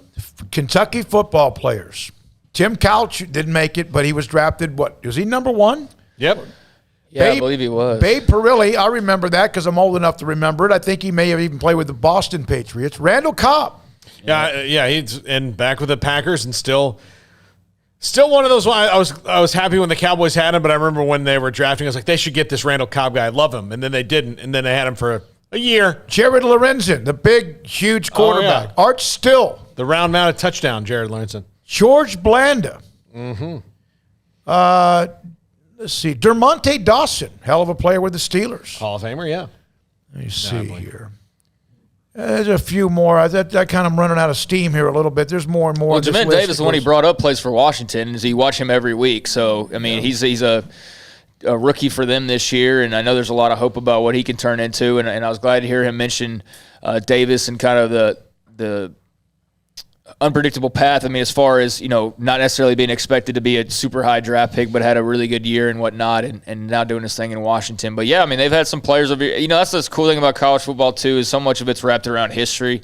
And so you can go to like any program and probably find 2 or 3 names. Sure. Like, I didn't realize he played there, or I didn't realize they had that much tradition or that many NFL guys. So yeah, I mean, you can go back and you may think of Kentucky only for basketball. There's a lot of football stuff to sort through as well. But right now, I mean, it's very cool that they're in this position. I mean, the odds are not great. Let's face it. Let's not like try to blow smoke here and pretend like they're expected to hang with Georgia all the way to the end. But hey, if they do, that'd be a hell of a thing to witness, and I hope it happens because all due respect to Georgia, I want to see close football games. I want to see upsets. I want to see chaos, and Kentucky, they could certainly cause some chaos this weekend, even though they're ranked highly. That would throw everything for a loop. No question about it. I would think that in that game, they would have to try to play the way Baylor played in their season in 2019. I mean, it's going to have to be perfect. Dummy it down a little bit. It's going to have to be dummied down. It's going to have to be turnovers. It's going to have to be like a kick return, stuff like that, because they're not going to be able to just line up and run the football against Georgia. It's just not going to happen. It's just not. So I'm very curious to see how they do attack the Dogs and if they're able to find any success, because no one's been able to so far. Cavalier Smoak. How about that? That's a cool name. From Wintumka with Jeff, Alabama. There's a player that we just had on the chat room. They said that, by the way, Kennard on their current roster will be a pro on the Kentucky roster. And they churned some out last year, and I'm sure they will continue to. I mean, Stoops has got that thing rolling now. Once you do that, once you get that set up and you start to develop and start putting guys in. I mean, so long as he stays there, he's going to continue doing that on a regular basis. Yeah, Wandale Robinson's going to be. I mean, he's going to be a guy who's going to get a shot because dude can boogie. The touchdown he scored against Florida, or just caught it on the screen and outran the Florida defense. That doesn't happen. I mean, Florida, even in their worst year, still has really fast guys on defense, and he just went straight through them. He was a Nebraska guy, right? So to go from your topic at the very beginning, I mean, you mentioned Kentucky, Georgia, but that's the game that could throw everything for a loop this weekend. I mean, that's the one. Yeah. And again, I'm not expecting it, but hey, if I was a Kentucky fan right now, I'd be freaking fired up for this weekend, even though you're probably just you hope it goes well because that's Georgia. That's just because of Georgia and how freaking good they are. But I'd be fired up if I was in Lexington, and I'd probably be making my way to Athens, as I'm sure a lot of people in blue will be this weekend. All right, thank a lot of you. We're not done. We have the top 5 coming up next just to make most of America angry. We'll do that. Jack McKenzie today, he's our handyman. What's he doing? I think he's done, man. I think are you hanging yourself by your wrist the opposite direction? He's giving up. But, no, he's been putting in a lot of work. Armstrong Sims, I brought him the original chicken from, the first week ever that we get at 7-Eleven of all places that he likes, and even Hayden showed up today. I don't even know where he came in, but he's here as well. Hayden moves to the shadows. He's like the silent assassin. Yeah. When we come back, Paul Catalina's Top 5, Sikkim 365 Radio. Riverbend Liquor and Wine, Lakeshore Drive and North 19th Street in Waco. You've heard me say the whole time we've been on the show what a hidden gem and what a fantastic place it is because of their craft beer, which churned out through the season by Steve Chapman. He's got a roster that just goes and goes and goes. He's like Bill Parcells churning the roster of beers there in the fridge. Plus, the absolute great selection they have on high-end bourbons like Pinhook, Weller, Buffalo Trace, Brush Creek, Hotel, Garrison Brothers, Thomas S. Moore, Hooten Young, and Bardstown. They've got great customer service and a speedy drive-through window. Riverman Liquor and Wine. Find out more on Facebook and Instagram. When it comes to me and my money, I know the way it should be. I need a partner I can count on. That's Janko and me. Refinance your vehicle today at Genco with rates as low as 1.69% for 48 months and have 90 days of no payments. Refinancing can lower your payment, so you pay less for your car. Apply online and get an additional 0.1% off our already low rate. Thank you, Genco. And don't forget, your vote counts. Vote today for your local school to win $1,500 with Genco's School Spirit Competition. For more information, go to gencofcu.org. Annual percentage rate subject to change without notice, subject to credit approval, membership eligibility, and loan policies. NCUA Equal Housing Lender. They're people I trust. They treat me like family. My money, my future, my credit union. Genco. Grant Dideker, under the umbrella of Texas Farm Bureau Insurance, McLennan County agent. When you contact people about insurance, and people are hit up with it all the time, what do you tell them? What do you say? I know you say you educate, but Texas Farm Bureau Insurance is obviously successful for a lot of different reasons. And has hundreds of thousands. It's personal service. Okay. It's one-on-one service. Just yesterday, went to a client's house, met with the couple, went over all the coverages, and they said, wow, we've, never had this before. We've had this different insurance and that different insurance, but we've never had somebody actually come to the house and go over everything with us. And wow, we really appreciate that, especially this day and time where just a click of a button and you really don't know who you're dealing with. It's a different person you call every time you call that 800 number. You don't know who your agent is. Now they have a face with the name, and it's more personal service. Grant Dideker, Texas Farm Bureau Insurance, McLennan County agent. If someone wants to contact you, just straight on your cell phone? Yep, 254-265-0442. Grant Dideker, Texas Farm Bureau Insurance, a McLennan County agent. You know what would make this moment better? Pizza. Dough made from scratch and an Italian family sauce recipe pizza. 3 fresh signature cheeses making a melty blanket of perfection pizza. Like loads of premium toppings like crispy Old World pepperoni, savory Italian sausage, and fresh sliced veggies pizza. That's Marco's Pizza. Visit marcos.com and make any moment better. And with 4 locations in Waco, Belmead, China Spring, Woodway, and soon to open in Robinson. Marco's. Pizza lovers get it.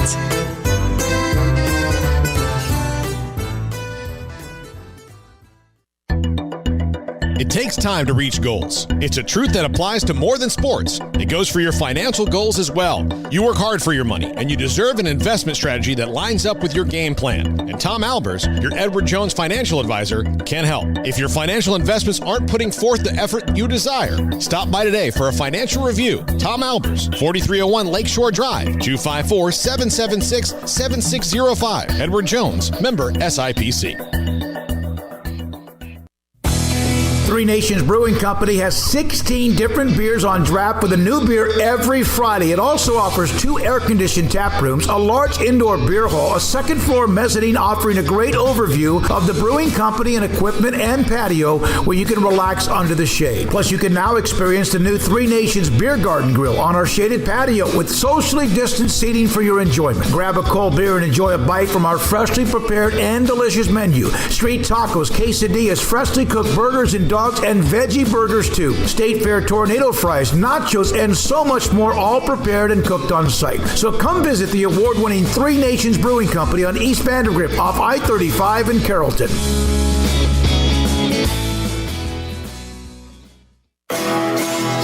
This is Paul Catalina's Top 5 at 5:55. Brought to you by Champion Salon and Barber. Book your appointment at championsalonandbarber.com. All right, top 5 hot seat replacements. Should these jobs come open? These are the things I think these are fits, and especially given what we just had a Kentucky right around John Clay, I included Mark Stoops in this list. So, number 5, I can't believe I'm saying this, but Jeff Lebby to USF. Jeff Scott's in trouble.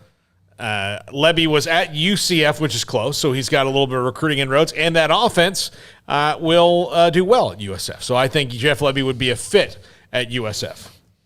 Yeah, I think he'd be a fit a lot of places. That's the problem. I don't know that USF would be like his first call. I don't think he's going to have to boil it down to probably one team. You know, I don't know what the interest level is in Levy, but it has to be growing based on what Ole Miss has done offensively. So yeah, I mean, I think he's very well on his way to becoming a head coach sooner rather than later. It's hard to ignore the success of the Browns offense, but. Yeah, I mean, if he wants that job, sure. But I wonder, you know, what kind of opportunities he might have, because if there's better ones, obviously. But that'd be a great hire for USF, I'm sure. And I just think for Jeff, it's a nice foray into it where you're not. Yeah, you know, maybe it's a bigger one, but it's a nice. I like what he's done. Left Baylor. They found, was it Florida Atlantic or whatever it was? Yeah. Then it was Kiffin. UCF. Was he there? Is that right? He was at the UCF with Heupel. And then now, I mean, he's done it right. He's done it right, and he's getting a lot of attention. Yeah. Number 4, Mark Stoops to USC. I think I like hiring defensive coaches when you're doing a rebuild. All right, let me explain this. This is not what Paul says is going to happen. He says this is what should happen. Yes. Right? Yes, Okay. what should happen. I think Mark Stoops to USC would be great because he's an excellent defensive mind. And when you're rebuilding, I think a lot of times people err on the side of let's score some points first.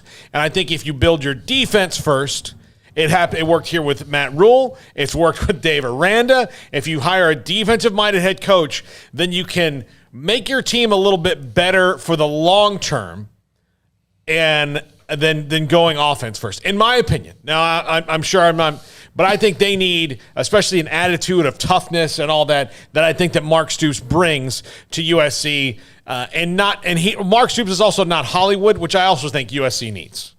That's what they probably need, but whether it's what they want, that's the question. I mean, is that are they looking for the hot name when the time comes? Or are they looking for a big name? Because he wouldn't apply as far as a big name goes. He very well could be a hot name by the end of the year, and is a hot name right now. But I mean, I have no idea what USC wants to do, though. Yeah. You know what I mean? So I don't know if they do. Yeah. So yeah. I mean, that hire would make some sense. Is that Sam Pittman for them? A higher level. Sam Pittman was a coordinator, right? Yeah, it's a higher level. But make it. I mean, to me, it works. I mean, I think he's got some skins on the wall. Yeah. Sam Pittman wasn't a head coach. Yeah, I mean, he's a long time now, tenured, nearly decade-long SEC head coach versus a brand new guy at Georgia. All due respect to Pittman, obviously, but it'd be an outside the box hire for them. That's for sure. Plus, compared to it's what not a they've done. splash hire. He's also coached with some big names, his brother and wasn't Jimbo he in Fisher. Arizona? Yeah. Was Mike. Mark right. is coached with his brother Bob. That was a bad he's one also coached with his brother Mike, but he's coached with his brother Bob, and he's coached with Jimbo Fisher, and so he's got some good ties there. Number 3, our friend Jeff Traylor to Texas Tech. I think if there's anybody who is Texas enough, and when I say Texas, I mean the state, not the university.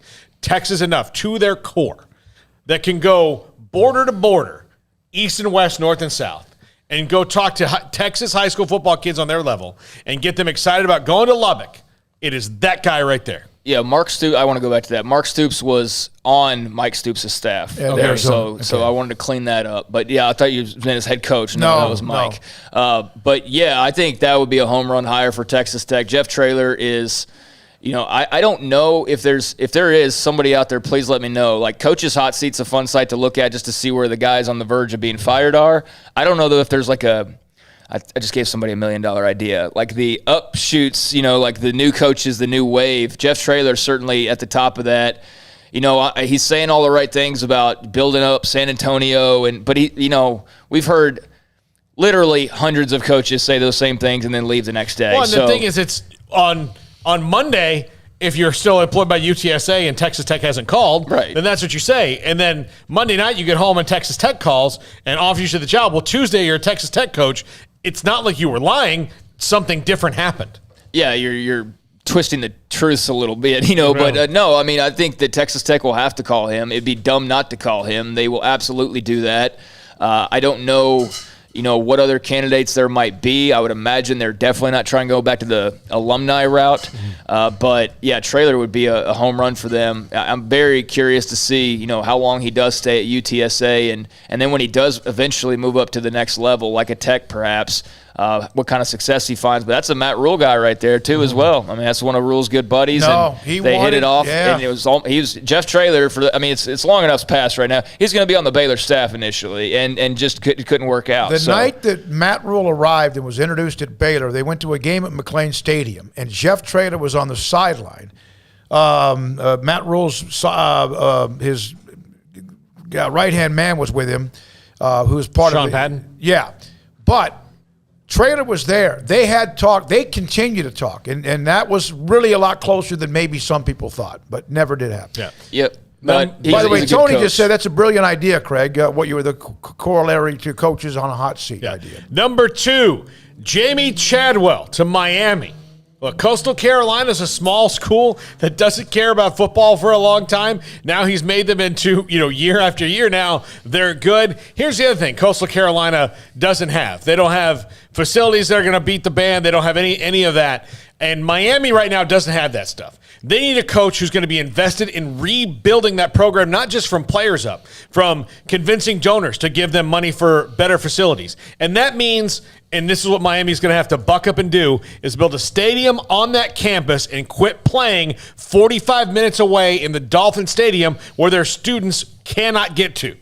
They have no home field advantage in that stadium because their students are not there. And if their students are, they sit them way up top, and they're not an effect on the game. They're too small a school to have an 80,000-seat stadium. The Orange Bowl was perfect for them, and then when that went away, Miami lost a ton of its luster, and Jamie Chadwell needs to get that back there. He's the hot. He's one of those hot coaching names, no question about it. Whoever the next head coach had him on earlier this year. Enjoyed that interview. Craig, anything else to wrap it up? Well, I got one more. All right. All right. Oh, I'm sorry. Number 2. Number 1, and I said this yesterday, Billy Napier to LSU. Yeah. He's already in Louisiana. He's a Saban disciple. Defense first. I like it. I think LSU is a school that most of their national championship teams or contenders are built on defense.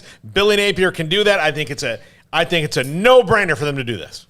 Yeah, it's not Dan Miranda, so go right ahead, LSU. Absolutely. Go right ahead. All right, Paul, thank you very much. Jack McKenzie, Hayden Bumpus, Armstrong Sims, Paul Catalina to my left, Craig Smoak to my right. Thank you. The chat room, the text, the phone calls off the top today. Jeremiah Dickey, AD at Boise State, will join us tomorrow as part of our guest list. I'm David Smoak. Thank you, all of you, the sponsors, every single day.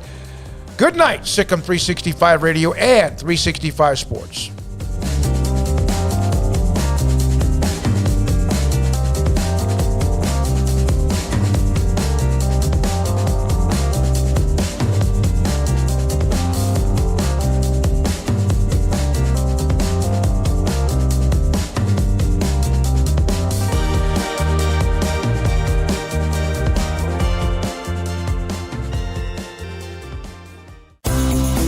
Ideal MRI is a small family business right here in Central Texas. We're open to support you while lowering the cost of healthcare bills. When you need an MRI, ask your doctor for an Ideal MRI. Visit us at idealmri.com or call us at 833-IDEAL-MRI.